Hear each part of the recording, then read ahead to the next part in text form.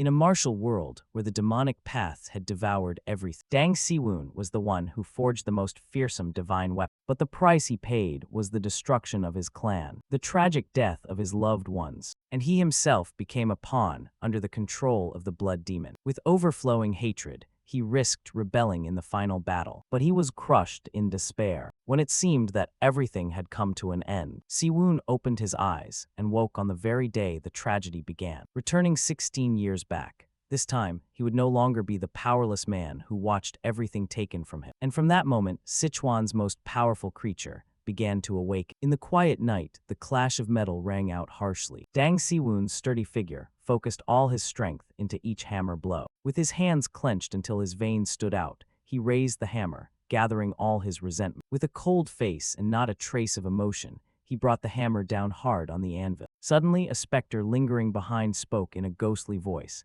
asking if he thought this would succeed, but the answer was a heavy silence. The speaker continued to provoke, saying he was merely curious whether the smith truly intended to take revenge. Tang Se-woon growled that he should leave if he came only to spout nonsense, but the other smiled with disdain and probed his torment, asking about his guilt. The voice sounded again, mocking that if he now burned for revenge, wouldn't it already be too late? Ignoring everything, he concentrated his life force and struck the hammer with such force that it caused a violent tremor. In an instant, the painful memory of desperate Seol returned, making his chest feel as if it were suffocating. Memories flooded his mind, the family shattered, collapsing before his eyes. Se-woon, desperate, embraced his dying father in a pool of blood, his voice choked in his throat. Under the torrential rain, he could only lift his face to the sky and scream in utter helplessness. The ghost of the past appeared again to taunt him, saying he himself had created the murderous weapon and now came to demand revenge. The man's bluish-green eyes glinted with contempt,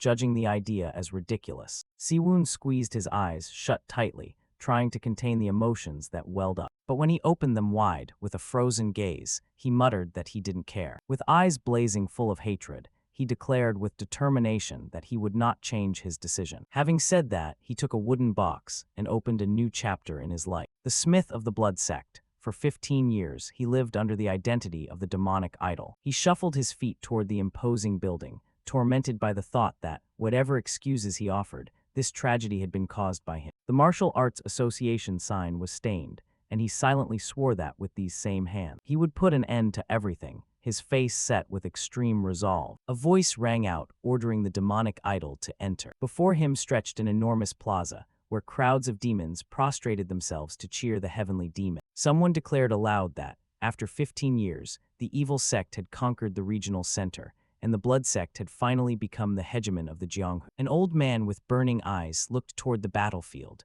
praising that it was all the merit of their great leader. The one mentioned was none other than the blood demon, seated with an ominous, corrupt air. And to commemorate the event, the announcer said the demonic idol had forged the 11th divine weapon. Se-woon's unsteady steps moved heavily, bearing the weight of his past. Tang Se-woon walked with firm steps and a resolute mind. Even if it wasn't atonement, he didn't care. Tang Se-woon knelt resolutely before the man. He formally raised the box and offered it to the man in front of him. The memory of when he forged the divine weapon surfaced, and a surge of purple demonic energy roared violently. Suddenly, the man opened his eyes wide, clearly astonished. Inside the box, a main dagger radiated a deadly demonic aura that made him hesitate as he asked what it was. But the dagger vanished into nothing, and the man cried out in alarm that there was nothing in the box. Tang Se-woon's gaze was cold and sharp. He whispered that today everything would end. Suddenly, a wave of lethal energy emerged, enveloping the man. A terrifying explosion thundered as the demonic energy activated, marking the start of the massacre. The man screamed like a madman, insulting Tang Se-woon as a worthless demonic idol and asking what kind of joke this was. Se-woon launched himself like an arrow into the immense wave of demonic energy. The man's clothes tore, and he only managed an exclamation of surprise. Seizing the opening, Se-woon roared and released all his accumulated energy, attacking upward. The demonic energy concentrated into a destructive beam aimed at the throne. The attack, loaded with all his rancor, shot toward the blood demon seated above. However, the blood demon only glanced sideways, his expression unchanged. A staggering explosion swept away everyone present. Tang Se-woon gasped, sweating, with an incredulous look of panic. The blood demon stopped the attack with a single hand, and Se-woon realized, stunned, that he had not been harmed. Tang Se-woon bellowed that it wasn't over. he clenched his hand, and the purple energy surged again. The blood demon barely raised a finger and easily controlled the gigantic wave of demonic energy. He shouted madly, swearing he would use the technique he had learned from the blood demon, even if it consumed his own life. A beam of destructive light descended from the sky, aiming directly at the blood demon's head. The entire attack was reflected in his pupil. With all his hatred, Tang Se-woon roared his vow to kill him. The ground beneath the blood demon's feet cracked, and his body was immersed in a furious current of energy. The explosion caused a terrible quake that devoured everything. A bystander stood stunned, unable to believe how a smith could possess such a technique. When the smoke cleared, a huge crater appeared, evidence of the strike's destruction. Blood gushed from Tang Se-woon's legs, the consequence of using an attack beyond his limits. He panted, blood at the corner of his mouth, but silently satisfied, thinking he had finally succeeded. But through the smoke, the blood demon reappeared. Despite being wounded, he let out a grunt and smiled, finding it all very entertaining. He held an invisible dagger made of demonic energy, murmuring about an imperceptible blade. It was the invisible spear, a divine weapon true to its name, plunged directly into the blood demon's forehead. Tang Se-woon was left terrified, unable to understand how the blood demon knew the invisible spear or how he was still alive. Before he could recover, the blood demon approached from behind and dealt a fatal blow to his chest. The blood demon brandished the dagger, and with a voice full of sarcasm, asked if his loyal servant still didn't understand. He mocked that even if he were a descendant of the Tang school of Szechuan, vengeance would be useless. Held by the blood demon, Tang Se-woon labored to articulate each word, warning him not to speak nonsense. The blood demon appeared regretful, saying it was a pity. If Tang Se-woon still retained his inner energy, he might have spared his life. But Se-woon ordered him to shut up in a harsh voice and cursed him for all eternity. The blood demon replied with a cold smile, saying this would be his last gift in this life, and hoping he would not disappoint him. He began to murmur an enigmatic incantation, and ancient dark characters started to spread. Tang Se-woon opened his eyes wide, horrified, and stammered, asking what he intended to do. Without explanation, the blood demon plunged the dagger into his chest and hurled him aside. Se-woon barely had time to emit a gut-wrenching scream before his body plunged into pain. The dagger suddenly transformed into an enormous colossal sword, hovering in the air under the blood demon's control. He extended his hand. A wave of reddish demonic energy gathered, ready to deliver the final blow. The divine weapon now radiated a deadly aura of murder, pointing directly at Tang Se-woon. Tang Se-woon let out one last cry in absolute despair. His body was torn by thousands of cuts from the reddish demonic wave. The divine weapon sank into his head, blood spurted in jets and his gaze dim. In his final moment he fell, his mind foggy, wondering where it had all gone wrong. He reviewed his life. Born with an abnormal Danshin, he had discovered the ability to forge divine weapons, but he never lived as he wished. His body sank into deep waters, and a late question arose in his mind. If he had known the future, would everything have been different? On the day the world was unified under the demonic path, the demonic idol Tang Se-woon, once called the most vicious idol in the world, died. His consciousness sank into eternal darkness, retaining only the faint image of a sumptuous banquet. Suddenly, a loud voice thundered, and a fist slammed the table, waking him. A coarse man grunted, asking if Se-woon was attending to him, but he only wore a dazed expression. His head spun. Se-woon, astonished, wondered where he was. The noise around him gave him a severe headache. A man beside him continued eating as if nothing had happened. He was sure his breath had stopped, yet now all his senses were strangely alive. The other struck the table in anger, shouting that it seemed his words weren't getting through, while Se-woon remained absorbed, thinking of the blood demon. He stood up, approached him, and shouted at young Master Tang to wake up at once. He raised his hand and insulted that a disobedient dog should be beaten, and delivered a brutal slap to Se-woon's face. The burning sensation on his cheek left him paralyzed, a sensation far too real. When the man yelled asking if he was awake, Se-woon realized, stunned, the familiar faces, Ju Nampyeong and Mingjuk Lee Hoseong. Suddenly, Se-woon notices something, turns, and takes in the scene behind him. A tear runs down the young woman's cheek. The girl trembles with fear, sobbing the young leader's name. Tang Se-woon's eyes flush red with anger and remorse. The painful memory of Seol's death returns to his mind, and suddenly he realizes he remembers everything. He murmurs to himself that this is undoubtedly 16 years in the past, the day of the celebration to accept Lee Hoseong as a disciple of the alliance leader. It was precisely that day when Seol was dishonored, and he could not protect. Se-woon affirms to himself that this is definitely that fateful day. He wonders if he is dreaming, but then dismisses all doubts, deciding it no longer matters. Se-woon quickly covers Seala with his cloak, soothing her gently, telling her it's all right and not to worry. Dang Se-woon looks at Seala tenderly, sincerely apologizing for not being able to protect her then, while promising himself that even if this is only a dream. Lee Hoseong roars behind him, not understanding what the bastard is muttering, but Se-woon has already decided to change everything right here. With no difficulty at all, he easily stops Hoseong's punch. Dang Se-woon declares coldly that he'll give him one chance,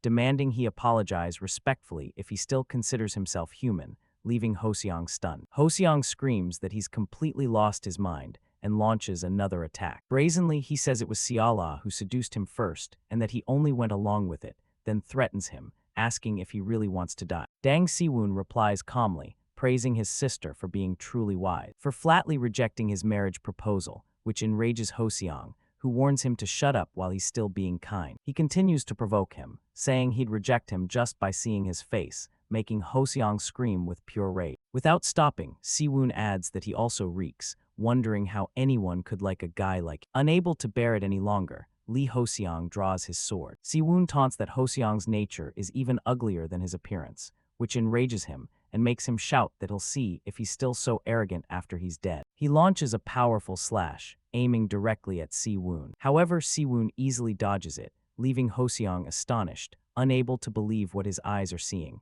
while cursing that bastard under his breath. Se-woon thinks to himself that it's a surprise attack, forbidden by the Orthodox sect. This time it's Ju Nampyong's turn to attack. Se-woon remembers the last time when he couldn't even resist and was struck, but he dodges the consecutive attacks with grace and ease. Ming-juk sneers disdainfully, mockingly asking if that's all they have. He shouts furiously that Se-woon only knows how to dodge poorly and yet acts arrogantly, then launches himself from the air. A powerful sword slash descends, charged with all his fury. Ming-juk roars that he won't be so lucky a second time, and screams at him to die. However, Se-woon blocks the attack effortlessly, leaving Ming-juk wide-eyed with terror, while he mockingly asks what's wrong, aren't things going well for him. Ming-juk cannot believe that that bastard stopped his sword, murmuring that it's impossible. With a decisive move, Se-woon uses the spine of his own sword to deflect his opponent. Ming-juk is pushed back a step, barely able to utter a sound of surprise. Se-woon spins quickly,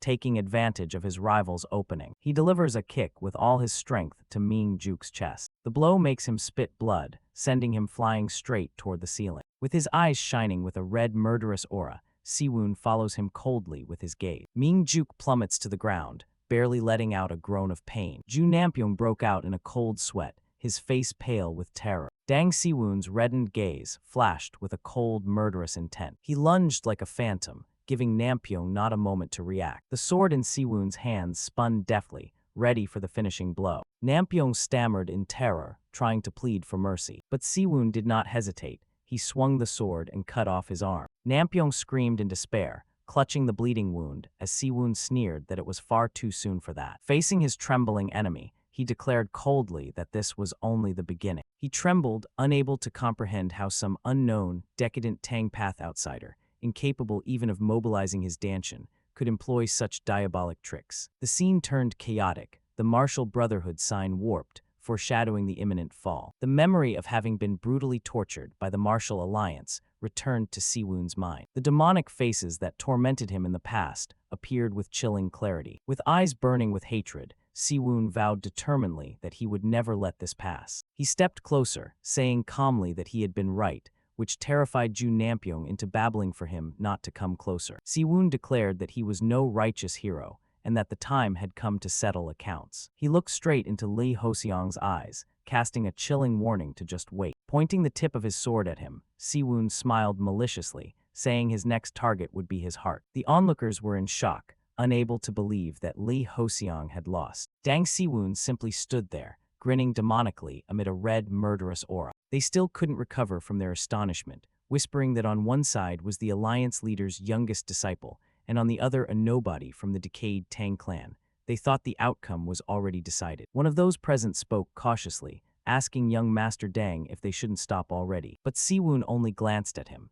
and his murderous aura made the man scream in sheer terror. The group hurriedly withdrew, saying they would enter first. Se-woon's whole body began to emit an intense, red demonic energy aura. A sphere of purple energy appeared right at his dantian, the place where he was supposed to be unable to use inner energy. A trickle of blood slid down the corner of his mouth. Se-woon told himself to endure, that he could not reveal his demonic energy here. He looked at Lee Ho-seong writhing on the ground, saying he never cared that he had belittled, but he should have maintained basic human decency, he said as the image of the humiliated Seola returned to his mind. Unable to bear it any longer, Lee Ho-seong backed away, shouting at him to leave. Se-woon growled that he deserved to die, and raised his sword to deliver the final blow amid Lee Ho-seong's desperate scream. The sword drove straight into his opponent's head as a red, murderous aura erupted. Suddenly, Se-woon sensed another presence and wondered who it was. An unexpected punch came toward him, forcing him to raise his hand to defend. A figure leapt down from above, using his sword to block Se-woon's attack. A voice rang out, ordering young Master Tang to stop,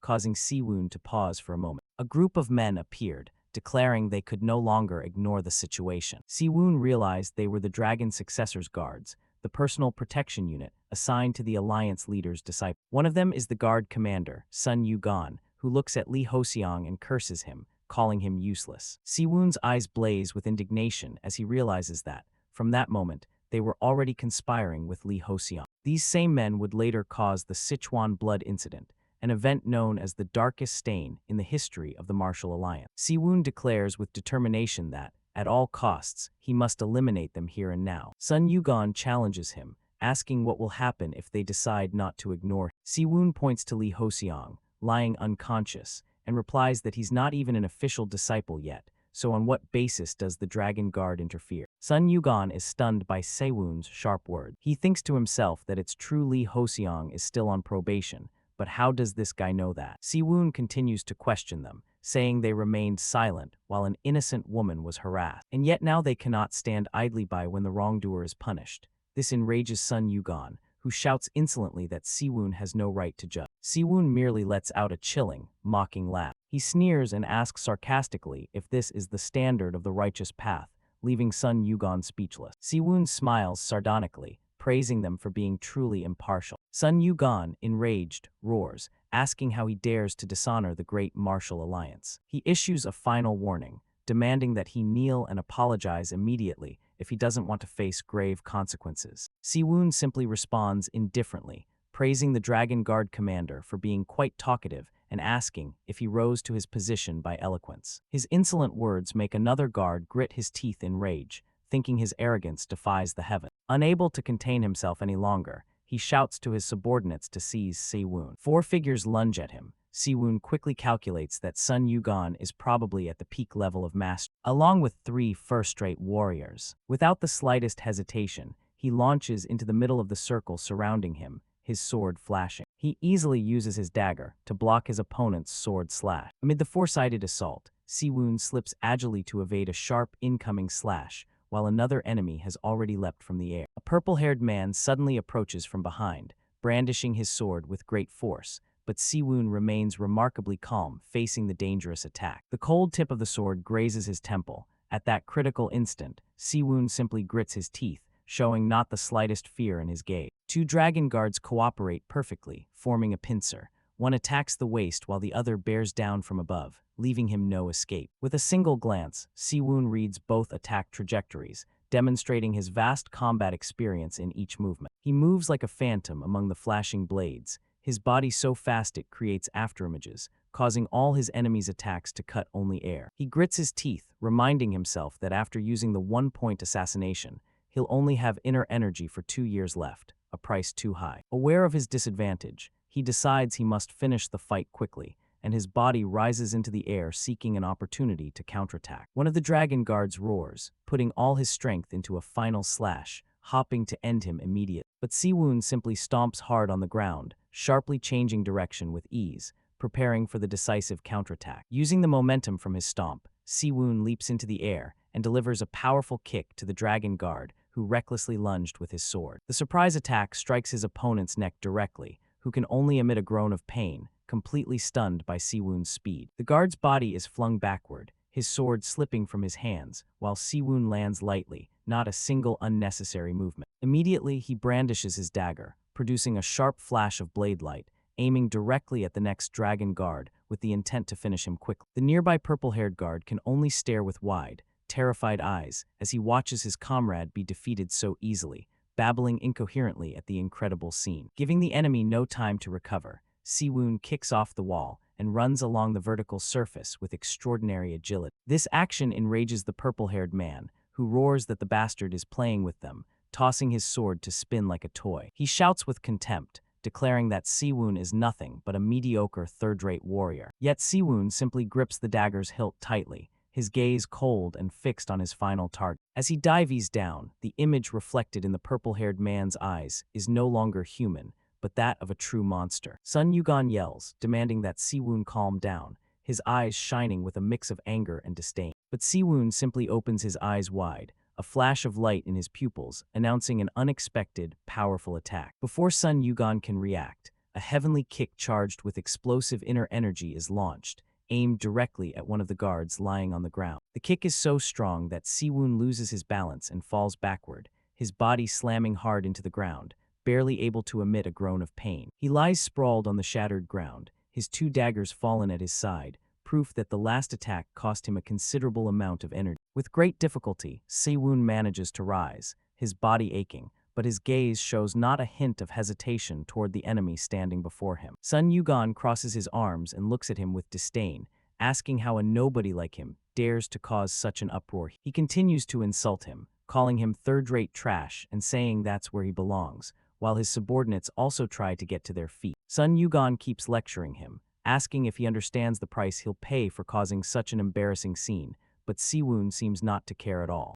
Se-woon simply lowers his head, murmuring that he's so noisy he can't rest for a moment, completely ignoring the threats. Trembling, Se-woon thinks to himself that this is the best method he can use right now, even if he has to force it. He grits his teeth hard, his face contorted in extreme pain as he decides he has no choice but to open his superior dantian. Sun Yugan is alarmed to see a strange aura emanating from Se-woon's body. He lunges at him and shouts, asking what he's doing. He speaks to him with contempt, saying he doesn't know what trick he's trying, but the outcome won't change, while Se-woon simply taunts that it seems he's been fighting with his mouth in the alliance. Se-woon challenges him coldly, telling him to stop talking nonsense and come closer, as the dagger in his hand begins to gather intense blue energy. Provoked, Sun Yugan roars that it seems he truly desires death, while his own sword emits a greenish energy aura. He declares he will grant that wish, then leaps into the air and launches a slash with all his strength. Se-woon remains motionless, wrapped in a storm of lightning, his gaze intensely focused, waiting for the attack. Suddenly, a flash of purple, demonic light shines in his pupils, signaling an unexpected transformation. A violent burst of purple demonic energy explodes from the dagger, causing Sun Yugan to cry out in absolute astonishment. Se-woon recognizes with amazement the dagger before him, wondering why the formless dagger is there. He recalls the moment he was slain by the demon of blood, and a thought crosses his mind. Could it have entered his superior dantian back then? Yet still, how is it here? Meanwhile, Sun Yugan roars that it's all over and lunges to finish Se-woon, but he simply smiles confidently, thinking that regardless of the reason, it's now in his hand. The two daggers fall limp to the ground. Se-woon concentrates all his energy in his hands, and an explosion of blue lightning erupts as he firmly decides to end this battle with a single blow. A bright, sacred golden energy spreads throughout the room, carrying an oddly overwhelming aura. It envelops Sun Yugan, stopping him dead in the air, unable to take another step. He panics, babbling and wondering what this is, realizing his body no longer obeys his commands. A figure lands softly, making not the slightest sound. Se-woon walks forward slowly, each step laden with invisible pressure. Amid the tension, an elderly figure suddenly appears, leaving Se-woon stunned, unable to believe what he is seeing. A warm hand rests gently on his shoulder, and the old man's deep, resonant voice calls him young one. The elder stands imposingly, staring at him solemnly and warning that such power must not be used lightly, leaving Se-woon only able to listen in silence. Facing the imposing back of the newcomer, only one thought remains in Se-woon's mind. This person is the strongest martial artist of the current era and the leader of the martial alliance. All the dragon guards kneel in unison with reverence. None other than the Sword Emperor, Yu Jinhak, a living legend of the Jianghu and leader of the entire righteous alliance. Se-woon freezes, facing a figure he never thought he'd encounter again under these circumstances. He grits his teeth, a complex flash in his eyes as the painful memories of his past life flood back. When the war with the blood cult intensified and the martial alliance's defeat became inevitable, most sects had to kneel and surrender to the blood cult, a tragic end for all of the righteous path. However, the alliance leader and his sect, Wuding, were different. They fought bravely to their last breath. The Sword Emperor, guardian of the righteous path, wielded his sword tirelessly every day to protect the world, until he met his end at the hands of the divine weapon he himself had created, an ironic and painful truth. Se-woon clenches the dagger in his hand, a flash of determination in his eyes as he pushes the chaotic memories aside. He tells himself it's not the time for sentimentality, sighing in relief that, luckily, he did not sense the presence of the formless dagger, because not even the demon of blood knew of its existence, so it made sense that the Sword Emperor wouldn't recognize it. But then another problem arises in his mind, and Se-woon's gaze turns cold and calculating. He thinks to himself, if the Sword Emperor changes his attitude and the worst happens, can I counterattack with this? His hand already ready to act. Suddenly, the Sword Emperor strokes his beard and in a thoughtful voice says this is very peculiar. He looks directly at Se-woon and says he can see absolutely nothing, and that this is the first time he has encountered such a case. The Sword Emperor smiles, remarking that the young man seems to possess quite an interesting talent. The unexpected compliment momentarily confuses Se-woon, while cold sweat begins to bead on his brow. The Sword Emperor turns to Se-la and in a kind voice tells her she must have been very frightened. He gently transfers a warm current of inner energy into her body, assuring her that everything is all right. Another woman suddenly appears, kindly helping Se-la to her feet and telling her to rest a little longer before standing. Se-woon is astonished, wondering who that person is whose presence he hadn't even been able to sense. The Sword Emperor turns to rebuke the woman, asking what she thought she was doing by disappearing like that, but she simply replies that she had no time to waste on that surge of energy. She approaches, apologizing to Boyin, creating a palpable tension in the room. Se-woon murmurs Boyin's name, and a thought crosses his mind. Could it be? It is none other than Divine Physician Boyin, former leader of the Emei sect, and the renowned divine healer Tiger Tamer of the Jiang. Se-woon thinks to himself that things have become completely complicated. After the alliance leader, now even the divine physician appeared. The scene rewinds to a moment 15 minutes earlier, at a tranquil, poetic pavilion by the water. Divine physician Boyin takes a sip of tea and asks the Sword Emperor if he hasn't told him the same thing repeatedly. The only answer is silence, but disappointment is reflected in the Sword Emperor's gaze as he thinks those bastards will never change. He recalls that too many in the alliance had forgotten chivalry and abandoned righteousness, which is why he became leader of the alliance, to set things right. But the Sword Emperor can only sigh, admitting sadly that despite all the time passed, nothing has changed. The divine physician pours wine and asks Riley if he thought fixing the world would be an easy task. She slams the wine jug on the table, calling the Sword Emperor a stubborn mule. Amid the picturesque scenery, they fall into silence, each lost in his own thought. Divine physician Boyin breaks the quiet, gently advising the Sword Emperor not to try shouldering everything alone. She suggests that if it becomes too much, he should retire like her and spend his days leisurely enjoying grain wine. In response to her sincere counsel, the Sword Emperor emits a soft laugh, as if already too weary of worldly affairs. Then his smile vanishes suddenly, and his gaze sharpens as he senses a sudden burst of an unusual aura in the distance. Divine physician Boyin grows serious at once, calling him foolish and warning that this is no laughing matter. If he falls prey to his inner demons, no one will stop him. Her words are cut off when she realizes the Sword Emperor has vanished. She barely manages to ask, "You?" She flies into a chibai rage, cursing silently at that damned bastard for leaving without saying goodbye. Back in the present, the Sword Emperor has already appeared right behind her, prompting Divine Physician Boyin to exclaim in astonishment, "Swift mule," not understanding how he arrived so fast. He examines the soldier's wound, then shakes his head and declares the damage too severe. Not even a great divine immortal could help. Sun Yugan recounts the incident in horror, explaining that Tang Se-woon, a third-rate warrior,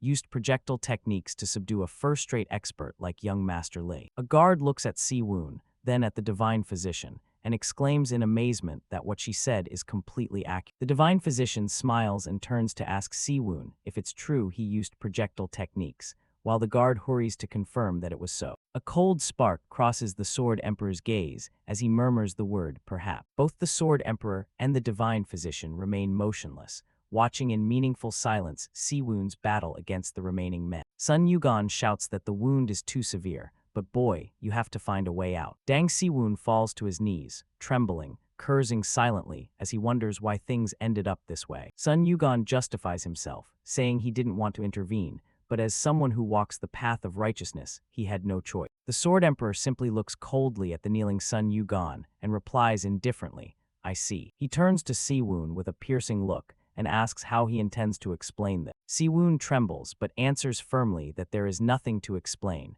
What he used were the martial arts of the Tang clan. He lifts his head proudly and declares that although his clan has declined, the blood of the Sichuan Tang clan still runs in his veins, and what he did to those who dared touch his family is still far too little. Dang Se-woon declares that, since the explanation has been sufficient, he will end his courtesy toward his elders right here, and warns that from now on, even if they stand in his way, he will show no mercy either. His eyes blaze and the dagger emits a red demonic aura. The Sword Emperor simply looks at him coldly, his pupils gleaming with a strange golden light. He questions him, asking if he is willing to throw away his life for a passing emotion. Suddenly, the Sword Emperor unleashes the Golden Light Eye, a supreme technique that can see through all things. An invisible pressure crushes Se-woon, forcing him to his knees, sweating profusely as his breath becomes ragged. The Sword Emperor demands an answer in a stern voice, asking whether a fleeting revenge is more important than his own life, but Se-woon only replies that this is not a fleeting revenge. In an ethereal space, Se-woon floats, his mind reliving the tragedies of his past life. The image of the martial alliance collapsing in flames reappears. He simply is trying to mend this broken world, little by little, while the dagger in his hand emits a pure blue light. With a resolute look, Se-woon declares that even if it consumes his own life, he will walk the same path as him. The Sword Emperor recalls the divine physician's words, then murmurs, asking if he truly wishes to walk a path on which even he himself has faltered. "If that is truly your sincere heart," the Sword Emperor says as he draws his sword, ready to test the young man's resolve. Se-woon opens his eyes in astonishment, not expecting the leader of the martial alliance to attack so suddenly. The Sword Emperor executes an ethereal sword motion, creating countless sharp images of sword energy. He unfolds an incredibly refined and powerful sword technique, carrying the strength of a grandmaster. The tip of his sword pierces the ground, causing a violent tremor. A gigantic Teiji diagram appears, enveloping them both in a vast, mystical space of sword intent. Se-woon marvels in silence. Even though he must face it, he cannot deny its beauty. Countless Teijis contained in a single sword stroke. Se-woon murmurs that enlightenment is said to be reached only through observation. Se-woon thinks that this sword move is so beautiful that, if he were a sword like this, he would not regret dying by its edge. He is completely captivated, murmuring that Wudang's sword art truly embodies strength within softness, a realm he had never reached. Suddenly, the Sword Emperor roars, "Awaken," breaking the stillness of the duel. He appears right beside Li Hoseong, who still lies unconscious on the ground. Barely regaining consciousness, Li Hoseong stammers, "Master." He hurriedly kneels on the ground, relieved that his master has arrived, while Se-woon simply watches in silence. Divine Physician Boyin scolds him, saying that although saving people is his duty, he has caused unnecessary trouble by daring to curse someone who just returned from the brink of death. The Sword Emperor presses the tip of his sword against Li Hoseong's face, saying in a severe voice that his opponent risked his life to prove his chivalry. He interrogates him, asking what his chivalry is, which leaves Li Hoseong speechless, only able to babble incoherently as he sees his reflection in the blade. The Sword Emperor sighs, deeming it a pointless question, but Li Hoseong rushes to justify himself, saying he would also risk his life and blaming the other bastard for starting it. Unable to bear more excuses, the Sword Emperor roars,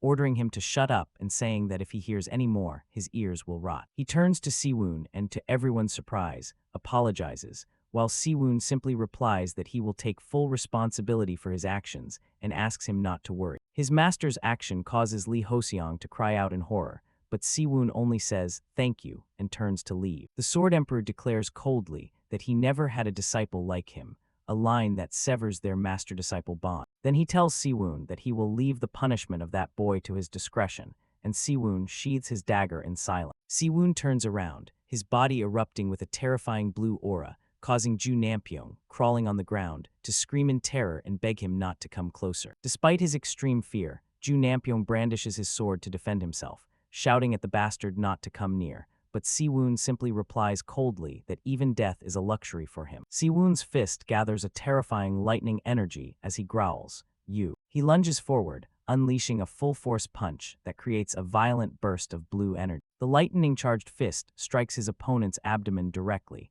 a finishing blow delivered without the slightest hesitation. A sphere of pure lightning, crystallized from all the internal energy of the formless dagger, detonates with terrifying destructive power. The punch not only sends Ju Nampyeong flying, but also creates a shockwave that knocks down Sun Yugan and the rest of the Dragon Guard. Sun Yugan is hurled across the distance, his body smashing violently into the wall, utterly helpless. He can barely let out a gut-wrenching scream before collapsing, while splinters of broken wood fly around. Dang Se-woon looks at his defeated enemies, his hand still glowing blue, and growls that they must live in an agony worse than death. The Sword Emperor simply watches in silence, his face showing no emotion at the brutal punishment. He turns to Se-woon and, in a firm voice, asks if he could leave the judgment of those men to him. Se-woon thinks to himself that if it is the Sword Emperor, he will surely make them pay an appropriate price, and since the main culprit has already been punished, he decides to step back. He clasps his hands in a martial salute, saying that since the leader of the alliance has pardoned the youth's rudeness, he will do the same, and thanks him for preserving his dignity. Once things calm down, Dang Se-woon walks slowly towards Se-la, who remains kneeling in a corner of the room with a look full of fear. The Sword Emperor looks at Se-woon carrying Se-la and says that once he resolves this chaos, he will visit his clan. He asks if Se-woon can spare him some time then, while Se-woon has already turned away, carrying Se-la in his arm. Without looking back, Se-woon replies indifferently that he can spare plenty of time for a cup of tea, and then he gives an enigmatic smile, hinting at an important meeting in the future. The scene shifts to a majestic mountain range in Sichuan, where there is a peak called Tang Mountain. Originally, this mountain had a completely different name, but at some point people began calling it Tang Mountain, because there stood the estate of the Sichuan Tang clan, a powerful force that once dominated the Jianghu. However, that glory was fleeting. The clan's once imposing emblem is now cracked. The Tang clan has fallen from being one of the 7 great families to a mere mid-sized power, losing its former status. A young woman asks worriedly an older man if he is all right, advising that the clan leader should not move too much. A beautiful and formidable woman, Se-woon's elder sister Dang Se-rin, issues a loud order to the Dark Fire Squad. She declares that her top priority is ensuring the safety of the young leader of the clan, Dang Se-woon. Seeing Se-woon's silhouette returning with his sister on his back, she commands the entire squad to depart immediately. Just as everyone prepares to leave, she is about to give a speech to uplift their fighting spirit. But then she stops, stunned to see a familiar figure walking against the crowd. It's Dang Se-woon. With Se-la still asleep on his back, he says in a tired voice that he has returned. Se-la keeps her eyes closed, her head resting on her brother's shoulder in complete safety. Se-woon watches the clan members hurriedly leave and asks, puzzled, where everyone is going. Without waiting for an answer, he silently enters his room, each step laden with determination. He approaches the dressing table, opens the jewelry box, and takes the small mirror from inside. Staring at his own reflection in the mirror, Se-woon murmurs that he really has returned, an incredible fact that nevertheless manifests right before his eyes. He recalls the blood demon's curse before dying, "See you again," a phrase laden with hidden meaning. Se-woon's fist clenches tightly, as he wonders whether this situation was deliberately orchestrated by him. His face darkens, sunk in complex and doubtful speculations about his archenemy. He declares with resolve, "Blood demon, I don't know what you're plotting, but I will make you regret it without fail." With a gaze burning with determination, he vows that this life will be completely different. Se-woon moves to a bookshelf, his eyes searching intently for something of great importance. He pulls out an ancient secret manual, carefully hidden on the highest shelf. It is the metal circulation technique, the metallurgical skill passed down to the Tang clan's smith. Se-woon's eyes flash with a keen light as he begins to re-examine the current state of his body. He looks at the cloudy puddle of water on the floor, wondering if it's a remnant of that power. Suddenly, a sharp pain hits him, and he coughs up a mouthful of black blood, a terrible reaction from his body. As he expected, Se-woon collapses in pain, admitting bitterly that circulating energy through meditation has been a complete failure. The metal circulation technique was originally designed to aid in smithing work,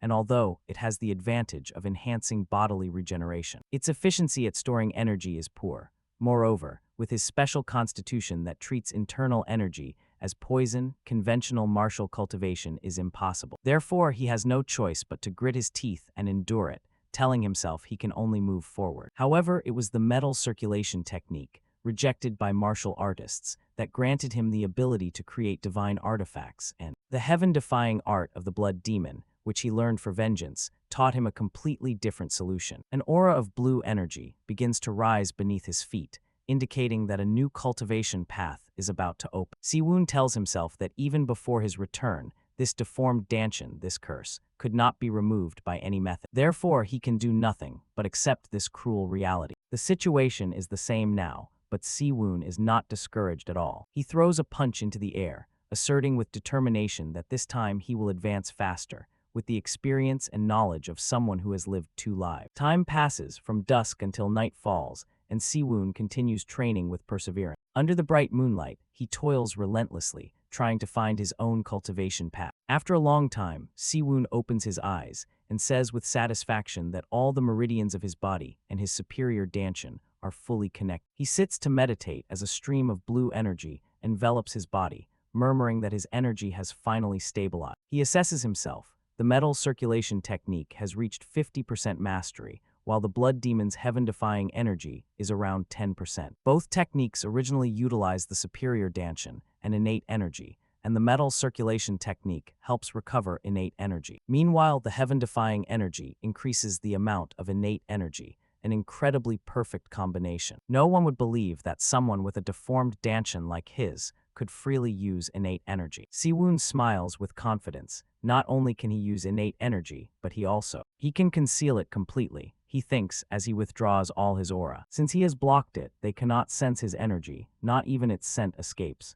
He decides he should change his clothes first. After putting on a fresh set of clothes, Se-woon murmurs about another matter. He watches the formless dagger that appears and disappears in his hand, wondering why it returned with him, a mystery still unresolved. While lost in thought, he suddenly feels someone watching him. A young man peeks from behind the door, seeming hesitant to enter. He rushes out, stammering an apology to the young leader, and saying the clan leader requested him at the Hall of 1,000 Rains. The youth hurries to explain that, since it was urgent, he took the liberty of disturbing him, but Se-woon simply replies indifferently that it doesn't matter, that it was about time they called him anyway. Suddenly he turns to ask the youth his name, Jang-il, an unexpected question that leaves him bewildered, not understanding what's happening. Se-woon passes by him, explaining he was only asking his name, and Jang-il stammers confirmation, marveling silently at how the young leader knows his name. With a warm, nostalgic smile, Se-woon sincerely says it's good to see him again, words laden with the emotions of his previous life. Recovering his usual cold expression, he walks across the inner courtyard, paying no heed to the servant's whisper. He stops before a large, imposing door, above which a plaque bears the 3 characters of the Hall of 1,000 Rains, where the clan's most important meetings are held. From inside come the sounds of a heated argument. One person asks if it makes any sense, while another replies asking if there's any other way to avoid it. Without hesitation, Se-woon pushes the door hard and enters. A dazzling light emanates from within, heralding an imminent confrontation. Before him is a long, solemn council hall, where the elders of the Tang clan sit in order, awaiting his arrival. All eyes focus on him, especially that of an elder with furrowed brows and a look of displeasure, whose gaze is as sharp as a knife. Se-woon enters the council hall, paying no attention to the fixed stares upon him. He grits his teeth, trying to suppress a cough as a painful memory returns to his mind. The image of him desperately holding his dying father in a pool of blood resurfaces in his mind. He walks with steady steps, each one demonstrating iron determination. The memory of his father in his arms rises once more, reminding him of the purpose of his return. Se-woon straightens, his aura overwhelming the entire room. He clasps his hands in a solemn martial salute, announcing in a clear voice his name, young leader Tang Se-woon. For a moment, the image of him screaming in impotence in his previous life overlays with his current firmness. He declares that he has come by order of the clan leader. An authoritative voice resounds, ordering him to stand. It is Tang Hoyol, the Tang clan leader of Sichuan. Se-woon rises and answers with a brief, yes. The elders look at him with suspicion, wondering how he can be so self-assured. He turns and calmly declares that the current Tang clan is in a state of poisoning. He says aloud that it seems the discussion was in full swing and invites them to continue, then adds that the clan is being poisoned by two deadly toxins. An elder raises his hand and says that he will continue then. That man is introduced as Tang Hoyol, chief escort of the Manhwa Escort agency. He takes the floor, asserting that the young leader is aware of the severity of the incident he caused. For the sake of the clan, he pleads with him to go directly to the Martial Alliance Law Enforcement Hall. However, Se-woon simply looks at him coldly, calls him by name, Tang Hoyol, and says that he is the first poison. The image of a demon with a malicious grin appears in Se-woon's mind, symbolizing the traitor. Se-woon silently swears at the traitor in his memories that he will, without fail, take everything from him. The past has now become the future.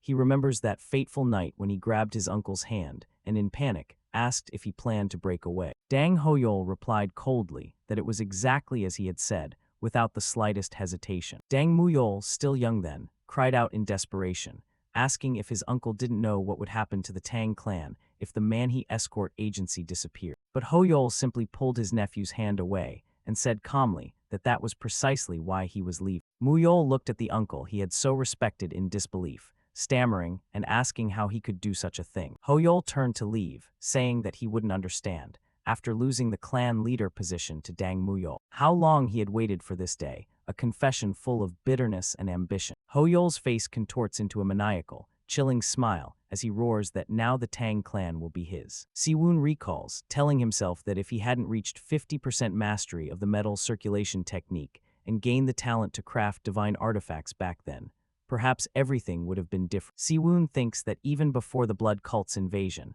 the Tang clan would have been destroyed, struggling against financial ruin. Another elder slams the table in protest, shouting, "Chief Escort." It is Dang Jun, the chief physician of the medicine hall, who loudly questions Tang Hoyol about how he dares be so disrespectful to the clan's legitimate heir. He emphasizes that of all those dragged to the Martial Alliance Law Enforcement Hall, not a single one has returned unscathed, and that sending the young leader to such a place must never happen. Tang Hoyol simply strokes his chin and, in a pensive tone, says that his heart is also heavy. But he continues, that is the only way for the Tang clan to survive. He turns to ask the chief steward of the outer hall, Sun Yugan, if there is any faction that would dare support them against the Qingcheng sect, or if their clan has any master strong enough to stop them. His question is met only with an ominous silence. Sun Yugan admits bitterly that it's true, no one will side with them, and if the Martial Alliance leader comes, they are finished. Se-woon thinks to himself that although the whole clan is threatened by Tang Hoyol's intrigues,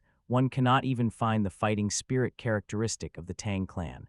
This widespread defeatism is the second poison. Se-woon declares with determination that in his past life he was no different from them, but now he is different. Favors must be repaid and slights avenged. That is his true nature. Another elder with a sinister expression speaks up, asking how he defeated the Alliance leader's youngest disciple, and whether he used forbidden weapons. Se-woon simply replies that they are wrong, while thinking to himself to wait, his turn to repay tenfold will come. He says that that is not what they should be asking him. Tang Hoyol shouts angrily, saying this is no time for game. He taunts, saying he doesn't know how he defeated Li Hosiang, but in the end, he's nothing more than a third-rate warrior. He releases the full aura of a top-level master, challenging him and saying that before his energy, he will be able to do nothing, but then he is stunned to see Se-woon still standing, not affected in the slightest by his pressure. Amid the tension, the clan leader speaks, calling for silence from everyone. He looks directly at Se-woon and, in a stern voice, asks why the young leader fought Li Hosiang. Se-woon smiles smugly, his gaze fixed on the elders seated before him. He declares that from now on, without hiding anything, he will tell them the reason. An elder pounds the table and shouts, asking if he's saying he fought a death duel with the Alliance leader's disciple over a mere quarrel,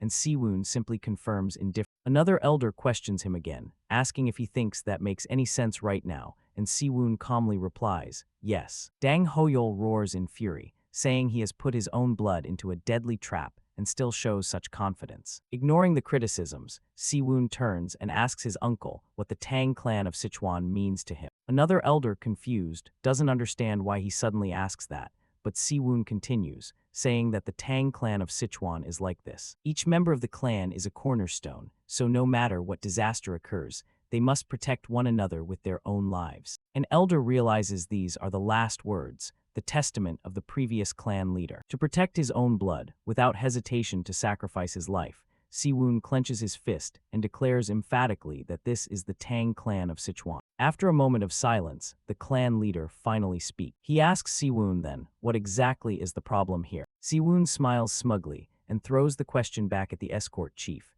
asking if he means that he should have stood by and watched while that bastard dishonored Seol. Dang Hoyol interrupts angrily, saying his question isn't finished and that he suspects the use of forbidden weapon. In response, Se-woon tosses 2 daggers onto the floor, declaring that that's what he used. Another elder, astonished, asks if those aren't just practice daggers and how he could have used them against the alliance leader's disciple. Dang Jun questions him, asking how he could have subdued a first-tier warrior with something like that, and Se-woon simply answers calmly that it was because he used innate energy. This explanation provokes a murmur throughout the hall. They realize that innate energy not only consumes life force, but could also leave one with limited time to live, and if that's the case, then punishing Lee Hoseong makes sense. Se-woon smiles smugly and turns to ask his uncle if his doubts have now been resolved. The clan leader stands and in a solemn voice acknowledges that he truly risked his life to fight, a statement of great weight. The clan leader Dang Muyol looks at him warily, asking if it's true that he used innate energy, since upon his return his energy seemed normal. Se-woon answers calmly that it was thanks to the alliance leader and the divine medic,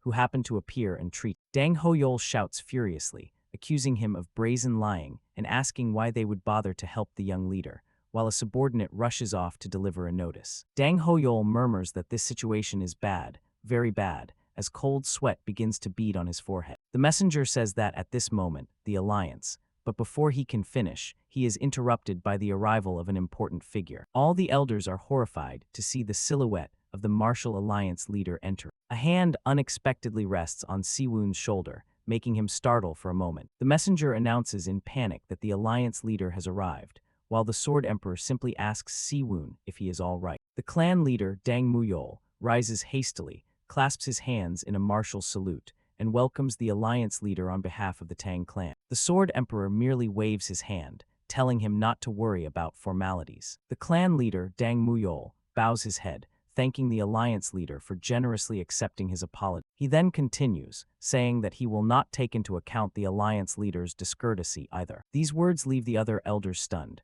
while Dang Hoyol rises hastily, asking the clan leader what he is talking about.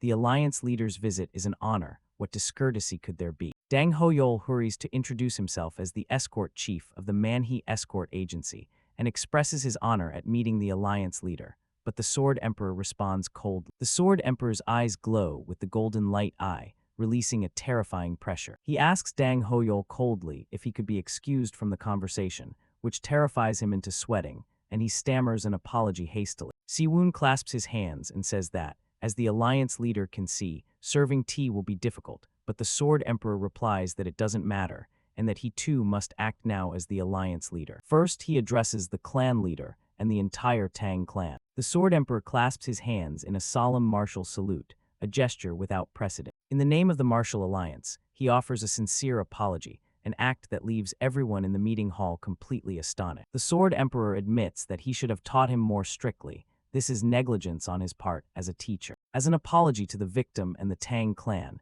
he declares that he will provide generous compensation. But the clan leader, Dang Muyol, intervenes, saying the clan did nothing to defend righteousness. It was all Dang Se-woon's doing. That boy accomplished everything on his own. Therefore, he declares that he cannot accept compensation on behalf of the clan, words that silence the entire hall. However, he begs the alliance leader to ensure the incident is not distorted. Se-woon thinks to himself that the Qingcheng sect will surely spread false rumors to hide their shame, and as in his past life, those arrows will be aimed at him and the Tang clan. The Sword Emperor steps forward, assuring him that his concerns will not come to pass. He declares aloud that, regarding today's disturbance, the Qingcheng sect will not be able to hold the Tang clan responsible in any way. Se-woon thinks to himself that it's not a bad outcome. He has tied the Qingcheng sect's hands and restored his father's standing. The Sword Emperor turns and says that now only one last thing remains, which piques Se-woon's curiosity about what it might be. He looks directly at Se-woon, his expression more serious than ever. With a kind smile, he asks, "Young man, would you like to become this old man's disciple?" A proposal that shakes the entire hall. Se-woon is stunned, wondering if he heard correctly.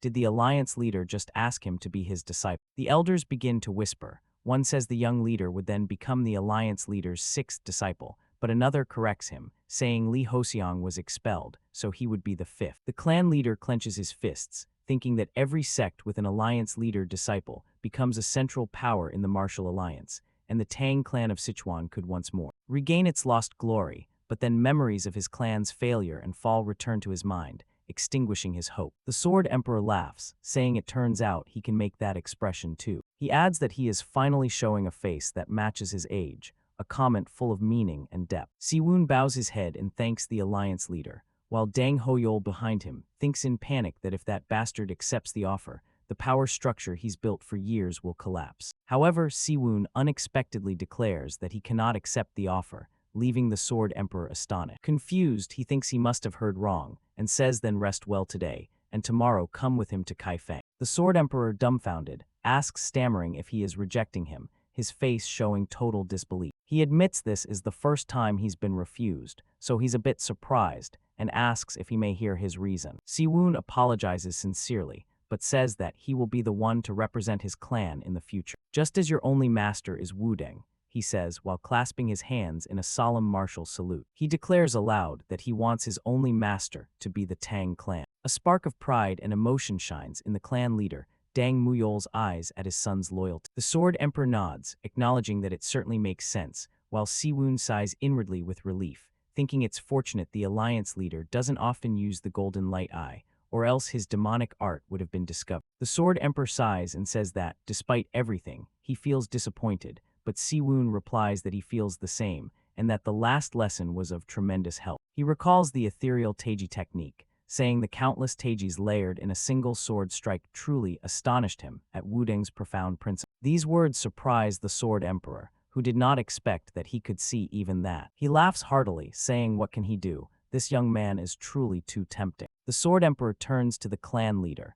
praising him for having raised a truly exceptional talent. The clan leader responds humbly that the alliance leader flatters him, and he thanks him. The Sword Emperor looks back at Se-woon, saying he cannot force him to follow, but he also cannot return empty-handed, and draws a precious sword that emits a bright golden light, causing Se-woon to recognize the familiar moonlight pattern. He says he should leave a small debt for the next generation, a gesture full of meaning. He hands the sword to Se-woon, telling him to take it, that the mystical properties of the waving moon will help him someday. The entire hall murmurs, recognizing that the waving moon is the sword forged from meteorite iron, and they cannot believe the alliance leader is giving it to the young leader. The clan leader, Dang Muyol, realizes that this act goes far beyond merely gifting a sword.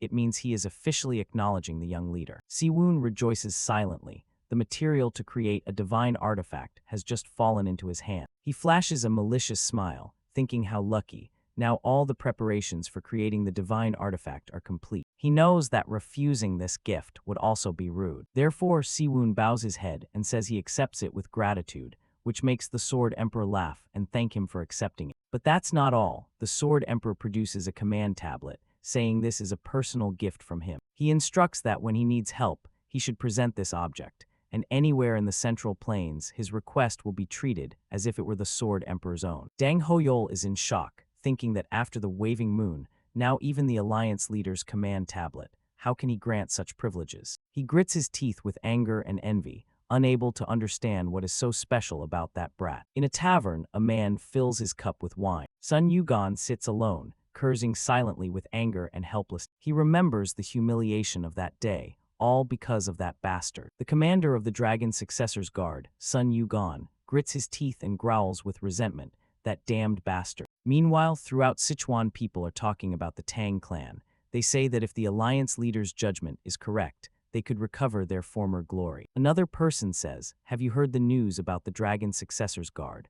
All received harsh disciplinary action, and the commander was exiled to the Xinjiang branch. The other, astonished, asks if they mean the remote mountainous region of Xinjiang, and is told that his career in prominent posts is over. Sun Yugan, furious, murmurs that he definitely used projectile techniques, so why are they punishing him? He clenches his fist, a wave of red killer aura bursts forth, and he vows to repay this humiliation without fail. Back at the Tang clan of Sichuan, night has fallen and torches light the guards' patrol path. Under the crescent moon, the Tang clan guards continue their patrol solemnly, unaware of the events to come. Meanwhile, Se-woon sits pensively, reflecting on his father's instruction. The clan leader had ordered an increase in guards to prepare for ambushes and had forbidden the young leader from going out, but Se-woon simply thinks this is excessive. He sighs, telling himself he does not want to be a disobedient son, but he cannot afford to waste time like this, and he rises with a determined expression. Se-woon takes the precious, waving moon sword that the Sword Emperor had given him. He unsheathes it, and a pure blue light emanates from the blade.